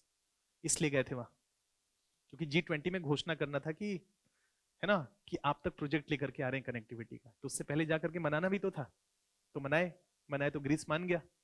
तो IMEC एक इंपॉर्टेंट इंफ्रास्ट्रक्चर का प्रोजेक्ट है भारत का, तो ग्रीस हम गए क्योंकि हमको लग रहा है ग्रीस महत्वपूर्ण हो गया है। महत्वपूर्ण हो गया है तो यूपीएससी क्या करेगा? ग्रीस का मैप वाला सवाल पूछ लेगा। अब मान लीजिए कि आईआर में आपने ग्रीस पढ़ा कि भारत और ग्रीस के संबंधों में प्रगाढ़ता बढ़ी, और आप प्रगाढ़ता याद कर रहे हैं, ये हुआ ये हुआ ये हुआ, और ग्रीस का लोकेशन ही नहीं मालूम, और मान लेते हैं कि मैगजीन में नहीं लिखा है, तो करना क्या चाहिए? बस गूगल में गए, ग्रीस का मैप देख लिए, या एटलस खोले, ग्रीस का मैप देख लिए, बस इतना ही तो करना है। यानी कि थोड़ा गूगल का सपोर्ट लिया जाना चाहिए ना, कि मैगजीन खोले, कहीं कोई शब्द नहीं समझ में आया तो इसके लिए ये नहीं कि यार ये तो मैगजीन ही अच्छा नहीं है, हो सकता है उस मैगजीन का वो शब्द आपको उस समय नहीं समझ में आ रहा हो, थोड़ा सा गूगल किए, हल्का सा रिसर्च किए, देखे, पढ़े, आगे बढ़ गए। ये करना चाहिए, ये थोड़ा करने की कोशिश करिएगा। यानी कि आधार तो मैगजीन ही रखना है, उस मैगजीन में कोई शब्द ना समझ में आए तो गूगल का इस्तेमाल किया जा सकता है उसको समझने के लिए, है ना, उसकी व्याख्या के लिए। थोड़ा सा क्या होगा, वो टॉपिक आपका मजबूत हो जाएगा। तो थोड़ा सा करंट अफेयर्स के लिए गूगल अपने पास रखें, या थोड़ा सा इंटरनेट का सहारा आप उसमें ले। दूसरा, एक और तरीका है कि मान लेते हैं कि हिंदू इंडियन एक्सप्रेस नहीं पढ़ पा रहे, तो हर दिन एक मैगजीन आता है ना, न्यूज टुडे, 2 पन्ने का होता है करंट अफेयर्स, है ना। विजन आईएएस के वेबसाइट पे जाएंगे तो न्यूज टुडे होता है, कुछ मत करिए, हर दिन रात को कम से कम 2 पन्ना पढ़ने में तो ज्यादा समय नहीं लगेगा, 10 मिनट लगेगा, तो 10 मिनट भी हर दिन देते रहेंगे तो उस दिन का इंपॉर्टेंट यूपीएससी के पॉइंट ऑफ व्यू से न्यूज़पेपर में क्या क्या इंपॉर्टेंट डेवलपमेंट है वो हो जाएगा कि नहीं हो जाएगा। तो अगर उतना उतना पढ़ते रहेंगे तो जब मंथली मैगजीन आपके सामने आएगा तो उस टॉपिक की समझ पहले से होगी कि नहीं, तो उसको याद करना, उसको रिवाइज करना आसान हो जाएगा कि नहीं। तो थोड़ा सा आप चाहें तो न्यूज टुडे भी पढ़ सकते हैं हर दिन, न्यूज़पेपर जैसे मान लीजिए 4 महीना है तो थोड़ा स्मार्ट स्टडी करना चाहिए ना।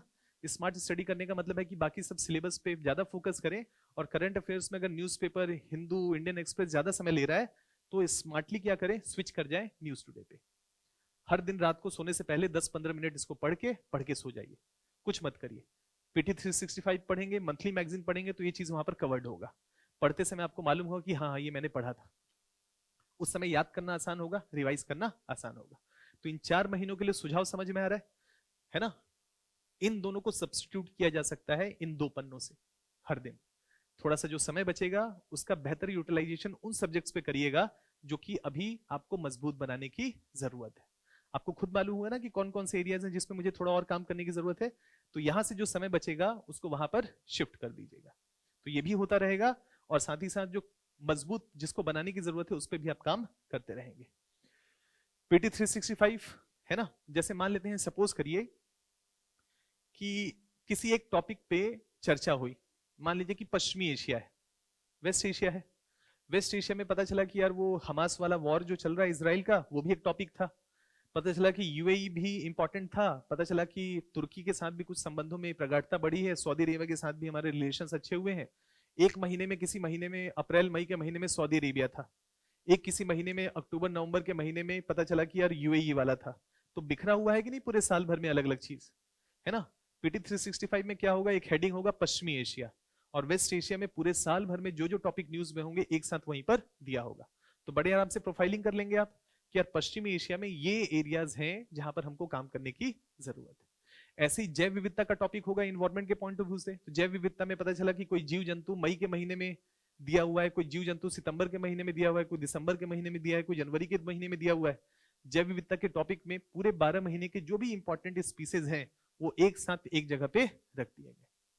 तो अपेक्षाकृत क्या होगा, प्रोफाइलिंग करना आसान होगा कि अच्छा बायोडाइवर्सिटी में ये टॉपिक है जो पूरे साल भर करंट अफेयर्स के न्यूज में रहे। तो अपेक्षाकृत हॉलिस्टिक तैयारी कर पाना आसान होता है। आप सोचें कि इसको नहीं पढ़ूंगा, इसको पढ़ूंगा, यही बातें यहां लिखी हुई होंगी। आपको मंथली मैगजीन पे काम करना है, करते रहिएगा, और जैसी पीटी 365 आए, इसकी भाषा इससे अलग नहीं होगी, इसी की भाषा इसमें होगी। बस जो व्याख्या होगा, जो मेंस एग्जामिनेशन के पॉइंट ऑफ व्यू से जो व्याख्या होता है, एनालिसिस करते हैं, प्रभाव क्या होगा, है ना, जैसे हम करते हैं ना कि प्रभाव क्या होगा, इसके नेगेटिव इफेक्ट्स क्या हैं, सुझाव क्या हैं, वो सब चीजें यहां पर नहीं होगी। बस वो सब यहां नहीं होगा, एनालिसिस नहीं होगा। जो एनालिसिस हम करते हैं, क्योंकि हमको मुख्य परीक्षा में लिखना है, तो इस मैगजीन में हम एनालिसिस करते हैं, तो ये तो आप पढ़ते रहिएगा। ये इसलिए कि एक टॉपिक में क्या क्या इंपॉर्टेंट चीजें हैं वो आपको पता चल जाएगी। और अगर आपने इसको अच्छे से पढ़ा है, इन दोनों को इंटीग्रेट करके चल रहे हैं, तो इसकी भाषा इसी की भाषा है। तो बड़े आराम से आप प्रोफाइलिंग करके आपको पता चल जाएगा कि बायोडाइवर्सिटी का जब टॉपिक आप पढ़ेंगे बेसिक किताब से, तो बायोडाइवर्सिटी में वहीं पर लिस्टिंग कर लेंगे कि यार करंट के ये 7-8 टॉपिक हैं, इस टॉपिक से रिलेटेड जो न्यूज में रहे। तो बड़े आराम से उस टॉपिक को तैयार कर पाना या उसका प्रोफाइलिंग कर पाना आसान रहता है। क्लियर है? ये पीटी 365 का मेन उद्देश्य है, इसलिए पढ़ा जाना चाहिए। डिजिटल नोट्स भी बना सकते हैं, सिंगल लाइन नोट्स भी बना सकते हैं। मान लीजिए कि मंथली मैगजीन पढ़ रहे हैं, तो मंथली मैगजीन में थोड़ा थोड़ा स्पेस दिया रहता है, उसमें जो जो कीवर्ड्स हो उसको एक एक लाइन में किनारे किनारे पे लिखते जाए, ताकि जब सेकंड रिवीजन कर रहे हो तो आपका ध्यान उस पार्टिकुलर शब्द की तरफ जरूर जाए। ऐसा करना चाहिए, ताकि इसके माध्यम से रिवीजन फास्ट हो सके, क्विक रिवीजन पे आप काम कर सके। इतना काम करिए करंट अफेयर्स में। इस करंट अफेयर्स में मैंने जो जितनी भी बातें की हैं, इसमें बिखराव नहीं है। मेरा मेन फोकस वही एक मंथली मैगजीन है, 1200 पन्ने, 100 पन्ने मिलाकर के 1200 पन्ने। पीटी 365 उन्हीं 1200 पन्नों का और समरी है। तो मुझे ये पढ़ना है, और जैसे ये आएगा ये मेरी प्रोफाइलिंग में मदद करेगा, है ना, कि जब मैं पॉलिटी उठाऊं, इकोनॉमी उठाऊं, ज्योग्राफी उठाऊं, तो उसमें लिखा होगा ना हेडिंग फंडामेंटल राइट। पॉलिटी के करंट अफेयर्स में पीटी 365 में लिखा होगा फंडामेंटल राइट्स। जो भी फंडामेंटल राइट के साल भर के न्यूज हैं वो एक साथ लिखे होंगे। तो जब मैं बुक से, किताब से रिवीजन करूंगा, तो मुझे पता चल जाएगा कि यार आर्टिकल 14 न्यूज में था, आर्टिकल 21 न्यूज में था, आर्टिकल 19 न्यूज में था, मुझे पता चल जाएगा। तो इसका मतलब है कि यहां से प्रोफाइलिंग करके जब मैं रिवीजन कर रहा हूंगा, तो उन टॉपिक्स पे मैं ज्यादा फोकस करूंगा, क्योंकि ये टॉपिक पूरे साल भर अलग अलग कारणों से न्यूज में रहे। क्लियर है? ये है करंट अफेयर्स की महत्ता, या करंट अफेयर्स के पॉइंट ऑफ व्यू से। और बाकी टेस्ट सीरीज इंपॉर्टेंट है। टेस्ट सीरीज का मतलब है टेस्ट देना इंपॉर्टेंट है। क्लियर है? बिना टेस्ट के अपने आप को जांचा नहीं जा सकता है ना। बाकी तो खुशफहमी रहेगी। एक टॉपिक पढ़ लेंगे, आपको लगेगा कि यार मैं कर दूंगा कर दूंगा। वो देखिए ना 12th फेल में देखिएगा, वो जब 3 अटेम्प्ट हो जाते हैं, चौथे अटेम्प्ट में उसका मेंस नहीं होता है, तो जब उसको कहा जाता है कि अपने नाम के बारे में ही लिखो, तो कहता है लिख दूंगा लिख दूंगा, और जब लिखने के लिए कहा जाता है तो 4 लाइन भी नहीं लिख पाता है। तो उसको रियलाइज होता है कि प्रैक्टिस करना है, मतलब वही समझ में आता है ना। फिर उस एग्जामिनेशन या उस मूवी का लास्ट पार्ट क्या है, पूरा फोकस उसका लिखने पे चला गया है कि नहीं, खूब लिखता है खूब लिखता है। तो कहने का मतलब है ये खुशफहमी नहीं रखना है कि यार मैंने खूब पढ़ लिया है, क्वेश्चन तो मैं कर ही दूंगा। जांचना बड़ा जरूरी पक्ष है। खूब टेस्ट दीजिए, टेस्ट से घबराइए नहीं, टेस्ट को बेहतरीन तरीके से यूज करिए। अब यहां पर देखिए मेन पॉइंट क्या है, टेस्ट का पर्पस ध्यान में रखिएगा। टेस्ट का पर्पस ये है कि आप इसकी प्रोफाइलिंग कर पाए, ऐसे प्रोफाइल बना पाए। अब लास्ट में जैसे मान लीजिए कि मई में एग्जामिनेशन है, तो पता चला कि अप्रैल के हर दूसरे दिन टेस्ट दे रहे हैं, और टेस्ट देने के बाद उसका रिवीजन ही नहीं कर पा रहे, जो गलतियां हुई हैं, जो खामियां हुई हैं, उसको ठीक नहीं कर पा रहे, तो उस टेस्ट का कोई मतलब है? गलतियां तो वही रह गई ना, आपको मालूम है गलती हो रही है, लेकिन क्या गलती को ठीक कर पा रहे? नहीं कर पा रहे। तो टेस्ट देने का राइट समय क्या है? अभी, ताकि आपको गलती भी पता चले और आप उस गलती पे काम भी कर पाए। क्लियर है? तो टेस्ट को लास्ट के लिए नहीं बचा के रखना चाहिए, शुरू में खूब गलतियां कराना चाहिए, और खूब गलतियां करा करके उस गलती पे काम करना चाहिए। तब जाकर के आप उस टेस्ट सीरीज का बेस्ट यूटिलाइजेशन कर पाते हैं। नहीं तो हम कई बार, अधिकतर बच्चों से, आपकी भी यही रणनीति होगी कि लास्ट में दूंगा 7-8 टेस्ट महीने के अंत में, एग्जामिनेशन से जस्ट पहले। जो गलतियां होंगी उसका क्या करेंगे? उसको ठीक कर पाएंगे? गलतियों को रिवाइज कर पाएंगे? क्या उस टॉपिक के पास आपके पास समय होगा? नहीं होगा, क्योंकि हर दूसरे तीसरे दिन तो टेस्ट दे रहे होंगे। तो क्यों ना हम ज्यादा से ज्यादा गलतियां अभी कर लें और उन गलतियों पे काम कर लें, और लास्ट में जब अगर हम टेस्ट दे भी रहे हैं तो हमारी गलतियां ऑलरेडी कम हो चुकी होंगी, और अगर गलतियां कम नहीं भी हुई हैं तो हमको मालूम है कि ये गलती हमसे है और हमने उसको 2-3 बार पढ़ा हुआ है, हो सकता है उस पर्टिकुलर सिचुएशन में गलत हो गया हो, है कि नहीं। तो थोड़ा टेस्ट पे काम करिएगा। एक बड़ा अच्छा हमारा एक प्रोग्राम होता है अभ्यास, है ना। इसका बेस्ट पार्ट मालूम है क्या है अभ्यास का? वो ये है कि इस प्रोग्राम से संस्थान को कोई बेनिफिट नहीं होता है ना, लेकिन हम चाहते ये हैं कि यूपीएससी जैसे देश के अलग अलग हिस्सों में एग्जामिनेशन कंडक्ट कराता है ना, हम उससे ज्यादा शहरों तक पहुंच जाएं। तो लगभग 170 शहर में एक साथ एक ही समय पे एग्जामिनेशन कंडक्ट होता है। 170 सिटीज लिखा भी होगा कहीं पर, 170 प्लस सिटीज। ऑफलाइन का मतलब है हम अलग अलग जगह लेते हैं, स्कूल्स लेते हैं देश के अलग अलग हिस्सों में। और आपको विश्वास नहीं होगा, नागालैंड में एक बच्चा आता है, मणिपुर में एक बच्चा आता है, और उसकी कॉस्टिंग बहुत ज्यादा होती है, पूरा स्कूल बुक करना पड़ता है, बच्चा आता है एक। नागालैंड में एक्चुअली क्या है कि मतलब सिटी में कम लोग रहते हैं ना, दूर दराज में बहुत ज्यादा लोग रहते हैं, तो एसेसिबिलिटी नहीं रहती। तो ऑनलाइन बहुत सारे लोग देते हैं, ऐसे नहीं नागालैंड से देते हैं, लेकिन ऑफलाइन हम देखते हैं कि कम होते हैं वहां पर। लेकिन फिर भी हम कंडक्ट कराते हैं इसलिए ताकि वो एक बच्चा भी एग्जाम दे पाए और हम मतलब वहां का भी साइज समझ पाए। तो ये एक बड़ा अच्छा मंच है, प्लेटफॉर्म है, और जनरली 3 टेस्ट होते हैं इसमें। और ये 3 टेस्ट में जो सबसे सिंसियर बच्चे होते हैं ना, हमने इसमें सक्सेस रेट सबसे ज्यादा देखा है कि जो अभ्यास के टेस्ट लिखते हैं ना, उनका सक्सेस रेट सबसे ज्यादा है। मतलब वही लोग इसमें अपियर करते हैं जो पूरी तैयारी के साथ है। तो उसका मतलब है कि अगर आपने अच्छे से तैयारी किया है ना, तो आप उस कंपटीशन को महसूस कर पाएंगे कि कट ऑफ कितना जा रहा है। और उसमें एक पैटर्न भी एक एनालाइज होता है कि कुछ क्वेश्चंस कौन कौन गलत कर रहा है, 50%, 60%, 70%, 70%, 80%। जैसे कई बार हम क्वेश्चन करते हैं ना, तो हमको लगता है कि हम ही से गलती हो रहा होगा, बाकियों से गलती नहीं हो रहा होगा। तो जब आप उस पैटर्न को समझते हैं तो एग्जामिनेशन हॉल में भी आप समझ पाएंगे कि यार ये क्वेश्चन ना आउट ऑफ सिलेबस है, और ये मैं करूंगा तो गलत होगा और बाकी लोग भी करेंगे तो गलत होगा। क्योंकि आपको पैटर्न मालूम है, लोगों का साइक मालूम है कि ऐसे क्वेश्चंस में जनरली लोगों ने गलत किया है। तो आप स्मार्टली क्या करेंगे, वैसे क्वेश्चन से बच जाएंगे कि बाकियों को करने दो, मैं नहीं करूंगा, क्योंकि मेरा 0.6 नंबर माइनस हो जाएगा, बाकी को माइनस 0.6 कर लेने दो। क्लियर है? तो वो भी क्या है, क्वेश्चन ना करके भी आपने 0.6 नंबर गेन किया है, क्योंकि मैक्सिमम लोगों ने क्वेश्चन गलत करने की प्रोबेबिलिटी। तो ये एक ऐसा मंच है जिसमें लगभग 10-12 हजार बच्चे अपियर होते हैं, है ना। और उन 10-12 हजार बच्चों में सक्सेस रेट बहुत ज्यादा है ना, सक्सेस का रेट अपेक्षाकृत ज्यादा है। तो आप अपने एग्जामिनेशन को अगर आपको तय करना है कि आपकी रैंकिंग क्या है, तो अगर 8,000 बच्चों में 500, 600, 700, 1000 में आ रहे हैं, इसका मतलब है कि ज्यादा पॉसिबिलिटी है कि एग्जामिनेशन क्रैक हो जाएगा। क्लियर है? क्योंकि 100+ सिटीज में ये प्रैक्टिस किया जा रहा है। तो इस अभ्यास के टेस्ट को तो जरूर अपियर करिएगा, और ये होगा अप्रैल और मई के महीने में, लास्ट के समय में होता है।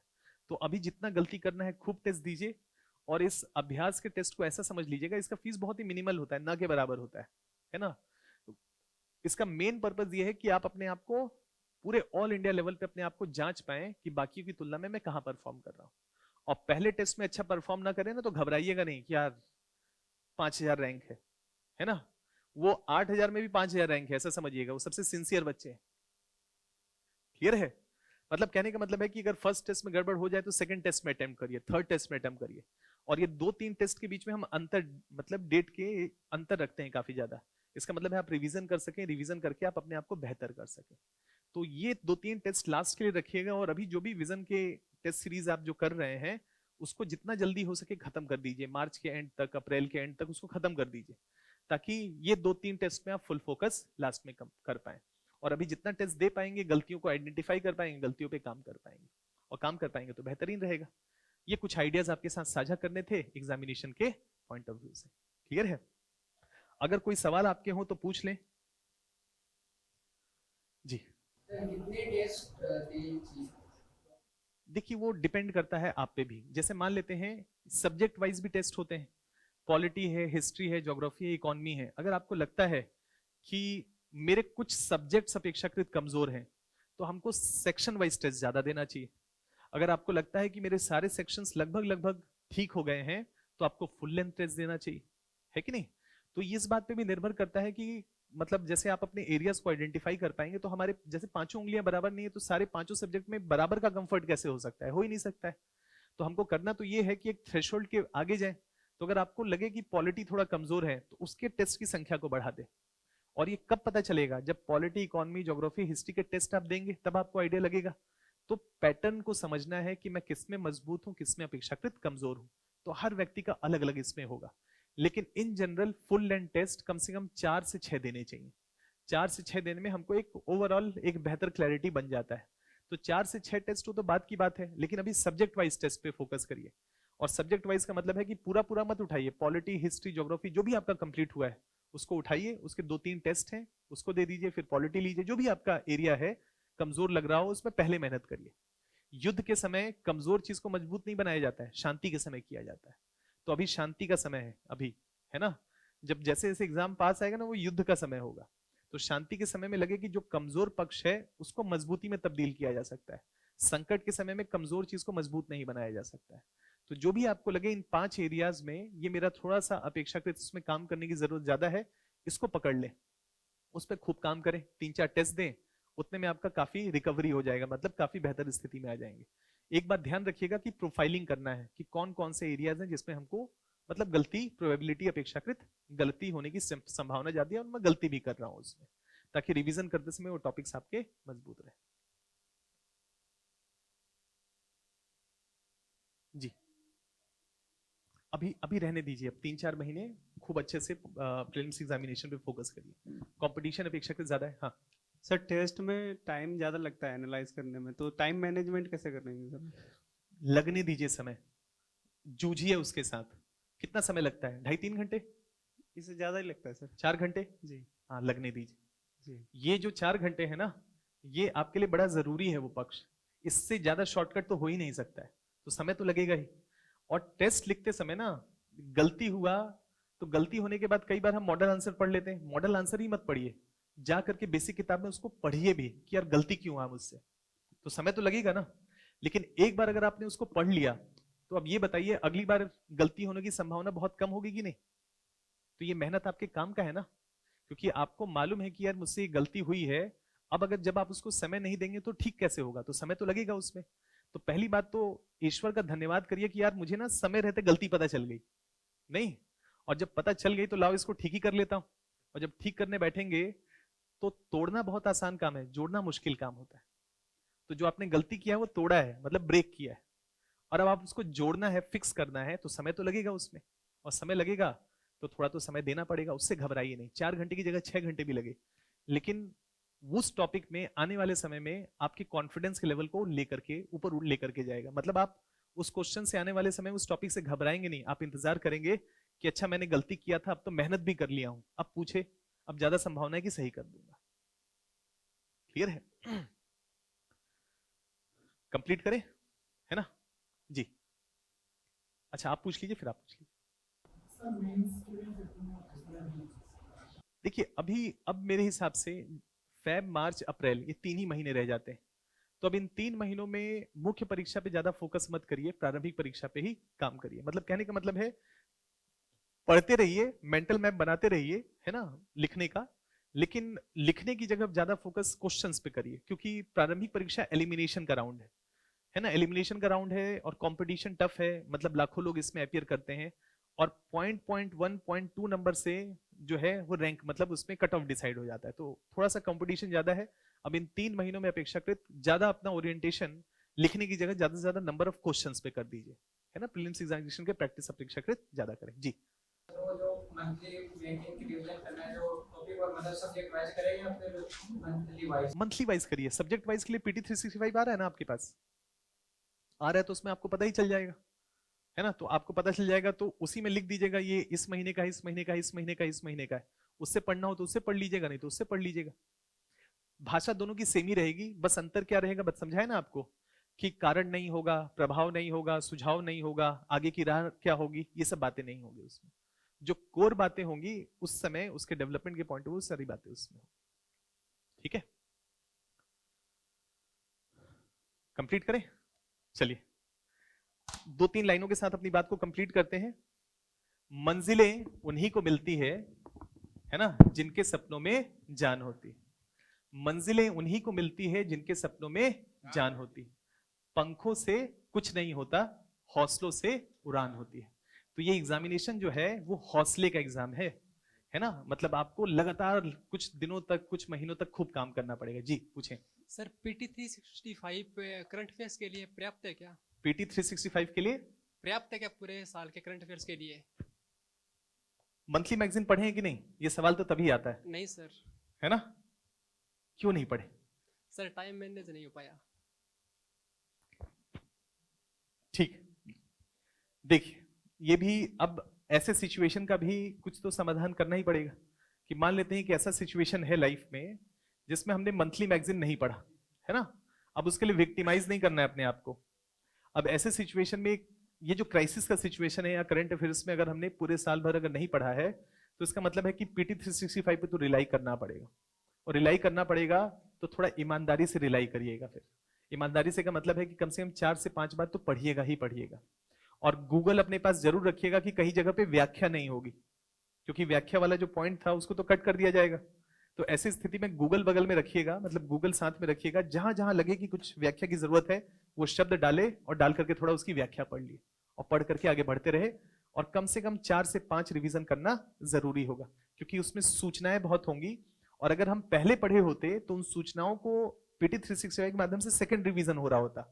लेकिन चूंकि पहली बार पढ़ रहे हैं, इसका मतलब है कि थोड़ा सा पीछे चल रहे हैं, और थोड़ा सा पीछे चल रहे हैं तो उसको मेहनत से ही पार पाया जा सकता है, और मेहनत से पार पाने का मतलब यही है कि कम से कम 4 से 5 रिवीजन उसका होना चाहिए। क्लियर है? ठीक है, चलिए 1-2 लाइन और के साथ कंप्लीट करते हैं, है ना। कई बार कहते हैं जीवन में, देखिए सीखने सिखाने का ना कभी खत्म नहीं होता है, ये सिलसिला हमेशा चलना चाहिए, और इसी को सक्सेस कहा जाता है। जिस दिन आप ठिठक गए, रुक गए, नहीं सीखे ना, उस दिन अपने जीवन का वो क्षण, वो दिन, वो 24 घंटे बर्बाद कर दिए। हर दिन कुछ ना कुछ सीखना चाहिए, नहीं। और अगर ये सीखने की ललक अगर जिंदा रही ना आपके अंदर, तो आपको खुद नहीं पता है कि जैंट सिकवा कब बन जाएंगे। क्लियर है? तो सीखने, सिखाने, लर्निंग के उस पूरे प्रक्रिया से हमेशा जुड़े रहिए। कुछ लिख के सो, कुछ पढ़ के सो, ए मुसाफिर जिस जगह पे जागा है उससे कुछ आगे बढ़ के सो। ऑल द बेस्ट, है ना।